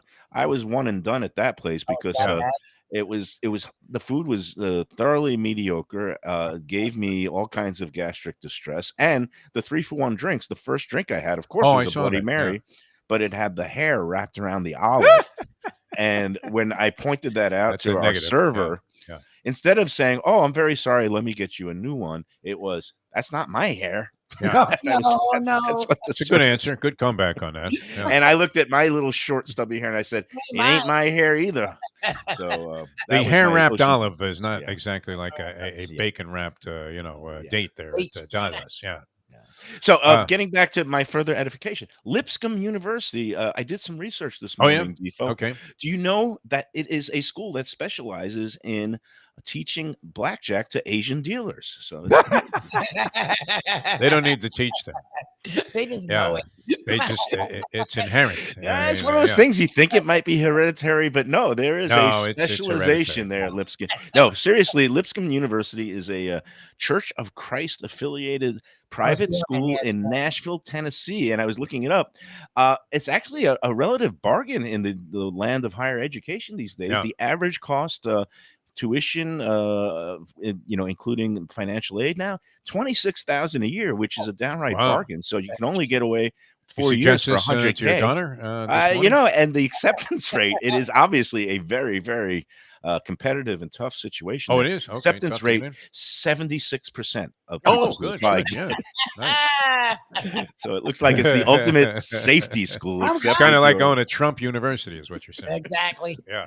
Everybody gets in, and as long as you gets say a prayer, out. the Lord's Prayer, I think you're in. That's the they lost last night. It was a bitter disappointment to me because I touted them to our listeners and viewers here, and once in a while we've come up with the occasional Bomberooski long shot that goes all the way, like Jersey Kyle did many years ago with UConn. Hey, I was giving out St. Peter's last year during the tournament. St. Peter's, good one. Yeah, that was a great one. That was good. Good one. Yeah, no doubt about it. And it looks like you're going to get your way this year with your Florida Panthers. What do you mean? Just because I root for misery? No, because they might miss the playoffs. Yeah, which is your dream there. Even better. Doug Sifu stomped on you after you wrote that article. Can't spell Sifu without FU. I love it. He's disappeared though from the the platform there. I mean, he used to be like a spokesman, and he had his own show, I believe, which was very unusual for a guy in his capacity to have a show on a sports talk station. But there was like the Doug Sifu Hour, and they were fresh the usual, false hope that you get with South Florida teams, and none of it would ever transpire. Then it looked like it was happening last year, and that got unfortunately knocked out of the park with that sweep by Tampa Bay. But how did they rebound and not make the postseason at all? They would put them with like one of 6 teams. I guess it would be the 6th team in NHL history ever to have that happen. Best team in the league to out of the playoffs. It's mystifying, isn't it? It's just because they're a cursed franchise, and they they don't know what they're doing when it comes to look. They looked poised last year to do great things, and of course, I predicted that they would fall flat on their faces. That's because you hated them, though, not because of any insight into the way they were playing. But the way they followed up by the coaching move they made was very nondescript, downright just head scratching. Though basically the most. Plain and just inscrutable. That's what they are. They're a bunch. You have to love the prospect, maybe that your Rangers, might be surging at the right time. Yeah. They look like they might make a run, and I guess I have to start watching some games now that we're heading towards playoff season. But no, you don't. There's no bet this year. You won't even have to worry about the Panthers choking. They won't even be there. That's it. There's a distinct possibility that turns out to be the case. Hey, let's talk. I'm just looking real quick, and every team is making like a zillion trades. You covered the NHL for a while. It's like the Wild West when it comes to trades. It was amazing. The Panthers have done nothing. Zero. No, well, that's what they're good at, is ending up doing nothing. They are the Seinfeld of the NHL. Yeah, they're a team about nothing. How many years it's been where they just skate in circles, and even when you think that they're going to do things in the postseason, not a senior. No, not. All right, so Lubie and I came to. I think Lubie's on my. Not. It's not like taking sides, but I don't think these two sandwiches are comparable at all. I mean, they're in 2 different categories. You're like comparing wait. cream cheese and jelly. You're saying, oh, it's like saying a hamburger versus a London broil. No, Well, they're you went both through that brilliant sandwiches. thing about the ribeye and the shaving and all of Well, this yeah, I stuff. just think intrinsically it's a butchering of what is a fine ingredient that could be used in better ways with But the bottom better line is, it doesn't preparation. matter if they use a lousy ingredient. It's the same impact. You want this. It's a It grease comes under bomb. the heading of general greasy slop, which It's if a you like grease that sort of bomb thing, that's what I like. Yeah. it's meant to, I guess, just soak up alcohol for people who are either drunk or hungover. Or It's it's very effective a at its taste job. pleasure, that you happen to crave from time to If you time. like I would say crumbled that's fair. sawdust and then sprinkled in with some heart attack But I mean, if inducing you don't like the sandwich at all, cheese from a can. It's not fair to compare it to this other thing, which is completely different. I mean, It's completely fair. They're in the sandwich realm. Well, there's And broccoli on it, for God's sake. look, you could hold the broccoli. I know that's not for everyone. That's a real kind of like classic Philly Italian thing. And look, for me, I think it's a perfect match because, as I said on the show yesterday, mayo. It's called the Wicked Mike. It has the roast pork, provolone cheese, and broccoli rabe. And broccoli rabe, like Mike Mayo, a little bit bitter. It's gonna Very give you bitter. a I little mean, bit of. Yes, it fits you perfect. You could always ask for, besides the soft roll that matches your overall I like demeanor. the soft roll, actually. The soft roll was of no difference, and you're literally drinking the gravy The that juice. came with it. Yeah, why So not? what difference did it It's make? They delicious. could have given you a brick, with the Yeah, sandwich on it, could and dunk it. it would have I would softened go up Joey under those Chestnut, circumstances. Yeah, yeah. Nathan's hot dog bun. So, with it, so and that's just a like- moot point. I'm just saying that the two sandwiches were so radically different, a cheesesteak versus that I mean, it's not a case of preferring that over a cheesesteak. You either like a cheesesteak or you don't, and I don't think this enters the equation. I really don't. Okay, but the thing is, when I walked into Tony Luke's the first time in Philly, in South Philly, Yeah. and I went into the shop and I looked at the board there, and first of all, let's just get it out of the way. Pat and Gino's are both garbage, just shit on a. Yeah, no one loaf. ever gives them any acclaim. That's Yeah. what's weird. As But much as they you talk are- about Acme, because They're always in the spotlight, like the fish Good. market in Seattle. Might be a bogus place. where they It's where possible. they, they toss the Throw the fish at the salmon on. camera there before a big basketball game or How do something. you get when the popular and be Sonics were bad? big. I don't No, know. I mean it's just not that good. I mean, Tony Luke's overall, even their cheesesteaks are better than Pat's and Gino's. But Tony Luke's, when I went in there the first time in South Philly in my sports writing days, or right across from an off-track betting facility where I was plunging my guts out, Which is before where you would find good greasy food, you would think. Yeah. Well, this was across the street. I go into Tony Luke's, and a guy who looks like he knows a bit too about the sandwiches. He says, "Forget the cheesesteak, get the pork, get the roast pork." A And I completely got different it. sandwich, though. Yeah, but it appealed That's to me. all we're saying. Yeah. It's a Well, I mean, completely it was a great sandwich. There's nothing wrong. I would go in there, and if I was in the mood for that sort of thing, I would order a Wicked Mike at Wicked Cheesesteaks. And look, Brian did a brilliant job on that. It was very well prepared. All right, But I mean, it was a completely different sandwich than a cheesesteak, in my opinion. Yeah, but it's like when you go to fucking to McDonald's. Some people get the McChicken or the fillet of fish. They offer different sandwiches. I would different agree with you that proteins. that's a mistake. They're in the same sandwich realm. They are built on these, what do you call them? Submarine sandwich, like a oblong. But the fish oval- sandwich, you wouldn't be thinking, hey, geez, I don't feel like a cheeseburger today. Let me try the fish sandwich. I mean, it's not If even. you're Catholic on a Friday like today, you might. because Well, I you're mean, I'm gonna not. eat- I'm a Jew from Brooklyn. And, There you go. at one time I thought you were Jewish also, even though your name would, not necessarily indicate that. I am Jewish. But now all of a sudden you're celebrating Lent and I'm not celebrating. I'm just kind of joining my daughter because Observing she's it, Catholic, yeah. and she's given up red meat for Lent, and I've given up what essentially is like red meat, my life force, alcohol for Lent, and it's going. You're not that big of a drinker, though. I mean, I don't know.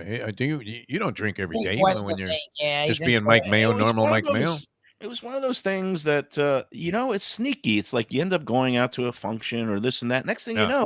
you go out to Gulfstream on a Friday, and I have Or a with Bloody Dick Steen, I Mary, mean, I could see and that then I working, would have yeah. a beer like go down to Three Sons before a poker tournament, have 2 more beers, then at the poker tournament have a vodka. Next thing you know, I'm up to 5 drinks, and it's like it's not like I'm getting bombed because it's spread out over the course of the day.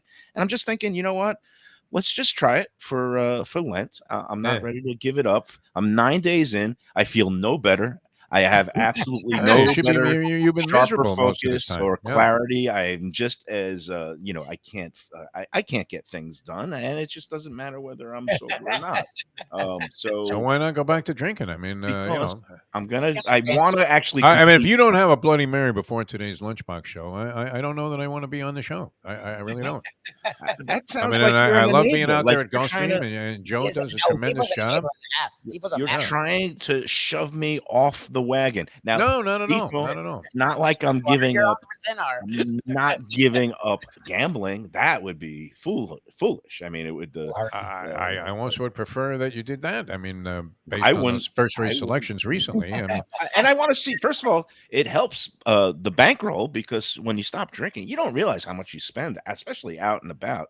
Except Yeah. at Tropical Acres. I never take that into consideration. That's well, nothing, it ends yeah. up to hundreds of dollars a month, and then also yeah, I wow. want to see if it leads to any kind of weight reduction or just we'll No, see. you'll put on weight. I mean, it's kind of like when you stop smoking. We'll see. Everybody We'll see. gains 20 pounds. I know what I started at when I started this experiment Yeah. in sobriety, and we'll see where it goes All from right, there. all right. And anyway, so today we're at Gulfstream.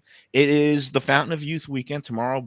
Big card. I mean, 14 races. 14 starting races, at a lot of 11 states a.m. too, right? 11 a.m. concluding probably just before 6 p.m. So that is a full honest work day there. 9 stakes races, 8 graded stakes races, culminating with the Fountain of Youth. 10 horses in there, headed by Forte, which is a Todd Pletcher and Irad Ortiz, the hottest jockey in the land. He's listed at 7-5, and I am playing against him to the moon. You know why? Oh yeah, wow. Well, because it is, Pletcher doesn't have this horse fully cranked yet. He's obviously pointing for much bigger things. Florida Derby, Kentucky Derby. I think this one he's only going to be at about 80%. Is he good enough on 80% cranked up to beat some of these? Maybe, but at probably even money, I'm going to go against, and I'm going to go right back to Rocket Can, who is the winner of the Holy Bull, Bill Mott. Rocket Can is listed at 8-1 in the morning line. Wow. Defo.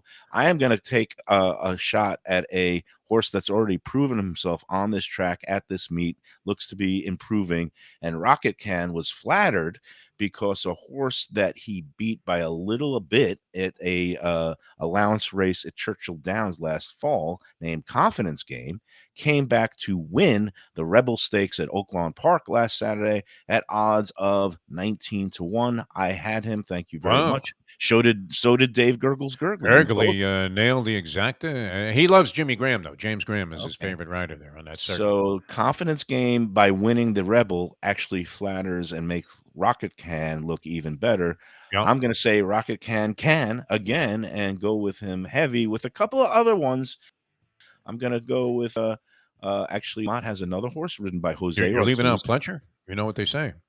Leave out Pletcher, leave on a stretcher. Pletcher has actually no other horse in that race. He's only running one, the Forte. I'm saying Forte is going to finish second or third. So I'm going to do all that kind of keying him, backwheeling him in the exacta, but going heavy on Rocket Can. Shadow Dragon is another Bill Mott runner. A little bit of General Jim from Shug McGahee. And a little bit of Cyclone Mischief from Dale Romans. Those are my 4 key ones that I'm going to key on top of Forte. So there you have it. It's going to be a fun day at the races tomorrow. Are you going out there? You're going to be in attendance or home? No, tomorrow it gets a little crowded out there, and I have other plans. I'm going to be actually spending the day tomorrow at Aruba Beach Cafe. And is that right? What are you doing there? A friend of mine is going to go out there. He invited me. He said, "Hey, you want to come out and hang and have some lunch?" And I said, "Yeah," because I know the chef, and I want to do a lunchbox show out there with Chef Chris at some point in the near future. And that's more than a welcome piece of agenda.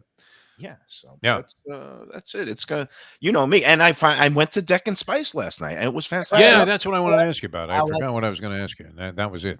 How was it? It was great. I love the menu. They have some different kinds of. Was Shaker there? Shaker, the owner? So I was very antisocial last night. I met some friends. Well, that's not uncommon. And we were there late. They were closing up shop, and it was like 10 o'clock, and I was dog tired. Oh yeah, wow. I guess that must have been Shaker. He's like a young-looking guy and has a beer. I don't know, but I didn't chit chat with any of the ownership. I guess I should have, but if you know them, tell them I really loved it. I especially love they have this type of a curry dish that it's like a pepper and 24 spices, but it was one of those things that's not overpowering.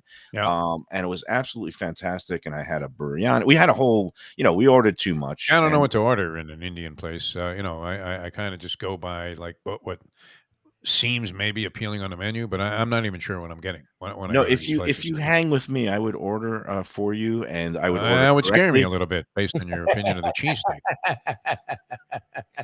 I'm a world-renowned I mean, critic. a guy that likes Skyline chili, but would rather have some fancy schmancy pork sandwich over a cheesesteak. To me, if I'm in the mood for a cheesesteak, you know what? I was so inspired. I went home and made like the slop that normally I would include in like a cheesesteak. I was going to send you a picture of it because So it actually, as disgusting as it is, it looks very appealing and tastes great. no, as food is so subjective, and there's Yeah. no wrong answers. If you like it, you like it. You go ahead and go for it. But this place was impressive because the curries, most places just order. They offer, the vindaloo, which is the spicy one, the Rogan Josh, the tikka masala, basic ones. They have like 9 different types of curry Oh, nice. dishes, but along with all these other biryanis and the tandoori. I mean, it's a really impressive menu. The setting was elegant, and Very nice. Yeah. they have a lunch buffet too. I'd like to get in there for that. But Nice. Let's check that out, man. Shaker would like us to do a show there. I talked to him about it a while back. If you talk to him, let's do it. Great. And the name of the curry I had, it was Chitanadu. Chitanadu is roasted black pepper, 24 spices, and Wow. some curry preserved. But it was delicious. I loved it. So compare it very favorably with other Indian type places that you've been to. Yes, I would Spice. I would rank it among the tops in Broward. It's weird because it's next to like a Walmart. I mean, it's crazy. Yeah. It's in that plaza next to the Miyako buffet where Yes. people are just lined up out the door. They just love to The fill their Miyako buffet? I haven't seen that. Yeah, that one is one of these all-you-can-eat sushi and also Asian Oh, things. yeah. They have a whole mix of different stations where they make the lo mein and then the fried rice, and then they have the sushi that's sitting out there for 2 hours. And people love it because it's like, $19 for lunch or $26 per person for dinner, and you stuff yourself as much as you want. Nice. I'm always a little bit dubious of those places, but this Miyako place I happen to know tragically because the couple that owns it lost a son in the Stoneman Douglas shooting. Oh, So gosh. yeah, that's never. That's ugliness. Yeah. Yeah, but there's a bunch of places there. I mean, you got the Anthony's Coal Fired Pizza right there on the corner. Yep. And I went the other night to the China Wok because May's Kitchen was closed, and the other place that I mentioned doesn't Peking have Duck house House. mustard. I drove past Peking Duck House. You're right. Duck It House, looks like yeah. it's goners for them. Doesn't it look like a closed casino somewhere Yeah, outside it's of very Reno? sad. Where like tumbleweed is blowing by the door there. Yeah, it's very unbelievable. sad. And you know what? You know what is also sad? It made They me would very be sad. so popular though, because I mean they've done nothing. There is an immense, influx of new apartment buildings going up in that area. So a popular and a good Chinese restaurant, I mean, would just absolutely kill it.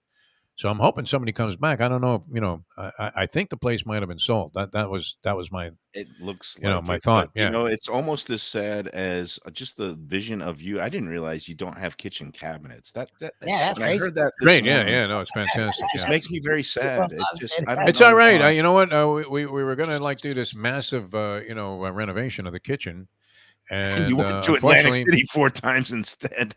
well, no, it wasn't. That wasn't really the issue. It's just Uh, we hadn't really kind of was it decided on was it what Jeff? we were going Was to it do. not really the issue? Are you No, not at all. Never had anything to do with it, but it Sounds a could little maybe later defensive on there. play into it. A little But rationalization. yeah, I mean, and the Mustang, that was the first thing she did. She took the cabinets out, thinking we were going to do this right away. It didn't happen, and we've been living like that for like a year and a half. So yeah, I mean, if you want a dish, you can go into the cabinet in the men's room here.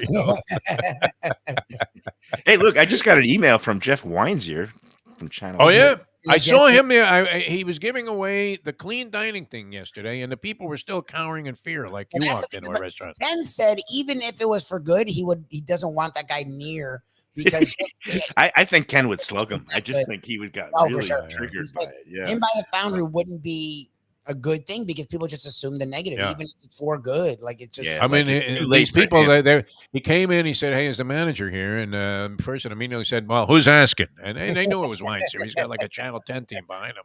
Yeah, And no, then it's like he said, well, I came here because you had no violations. And then all of a sudden, here comes Joe out of the kitchen. Hey, Jeff, how are you, my man? they think it's like a April's Fool's setup or something. Exactly. I mean, it could be a prank, right? No, and the all of thing a is, at sudden- least with me, when I was a critic, they didn't know. Like, I could go either way. I'm in there. I'm Yeah. going to be judge them on the food and everything, and I'll be fair. They could get 4 stars and end up being a boon to their business, or Yeah. I couldn't, give them the middling review, and they'll curse me till the end of time. But at least Well- it could go either way. But with Wine's here, now he's trying to do the clean plate thing, and that's what he just sent me an email about. He said last night we aired the clean plate segment as we do and have been doing every quarter. So once every 3 months versus exactly. every week 3 of the months, Dirty yeah. Dining. I feel bad for Hey, that guy he hammered, though. I mean, are we going there sometime need to in get the out near there. future? Wait, Yeah. What was it, just Esposito's Pizza or yeah, something? yeah, we're gonna go. But Jeff was just wondering if he could post the story to the Let's Eat group. Let why not? people know Yeah. that he also. And I said, absolutely. That's fine. Yeah, Why why not? not? All right, we got to run so- here, Mike Mayo. You all right? Okay. Yeah. Yeah, Joey. We'll go to Joey and Esposito's at some Yeah, I point. would I was like going to to go know there some- this weekend and talk to him a little bit. I got Very to try good. their meals. Very good, Mr. Lecturer. All right, we'll see you guys at Oh, 12 I got a good o'clock. restaurant for you this week too, but it's Oh, gonna yeah? tie into the Fountain of Youth theme. So Yeah, we'll talk tonight. Oh, the Today. quiz, yeah. Wow. That'll talk be great. later. All right, I'll see you out there. I'm going to get early and get some tables so Lubie doesn't. have to. Make sure you get a racing phone. That's all we really need. Okay. Mike Mayo, the Gambling Gourmet, ladies and gentlemen. A lot of fun being with you. Our Defo on 5 is up on 5 Reason Sports Network. Jim Sarney says we're competing with ourselves, and that's okay. That's what this game is all about. You want to be on every channel all the time. Right, Michael? So hopefully that's being well received. Our thanks to Scoop Skolnick. He expedited the transmission of that, did he not? To the point where it's actually up like early in the morning? Sure. That Sarni didn't see it on YouTube, by the way. Okay. All That's been one of our Facebook channels to get it on the thing. Oh, So I it's see. Okay, yeah, the one that has like 3 viewers. That's great. the one that we really don't use or promote. It's just It's just like an alternate there. It's like a practice tee. we're Yeah. everywhere, and that's fine, and I don't mind that. So Beautiful. So Defo on 5 for this, we appreciate it. All right, I'll see you out there at Gulfstream Park, Libby. I know you always enjoy that. Joe Baker is going to be bringing some food. I don't know what else he can do to top what he's been already. I mean, the meats championship meet only has like a few more weeks, and I don't think he's stretching. Right? If he brought 3 pretzels out there, that would be cool. No. Look, they brought all right food with me. all over the Gulfstream grounds, and it's been pretty impressive. All right. All right, I'll see you out there. And we'll see you guys later on, 12 o'clock on South Florida Live. And you can catch what we did, Defo on 5 Reason Sports Network. For Mike Lubie Lubitz, I'm Jeff DeForest. We'll see you next time as we leave you know that. The time. 9:07. Let's go to eat a damn snack. Look what they done to my show.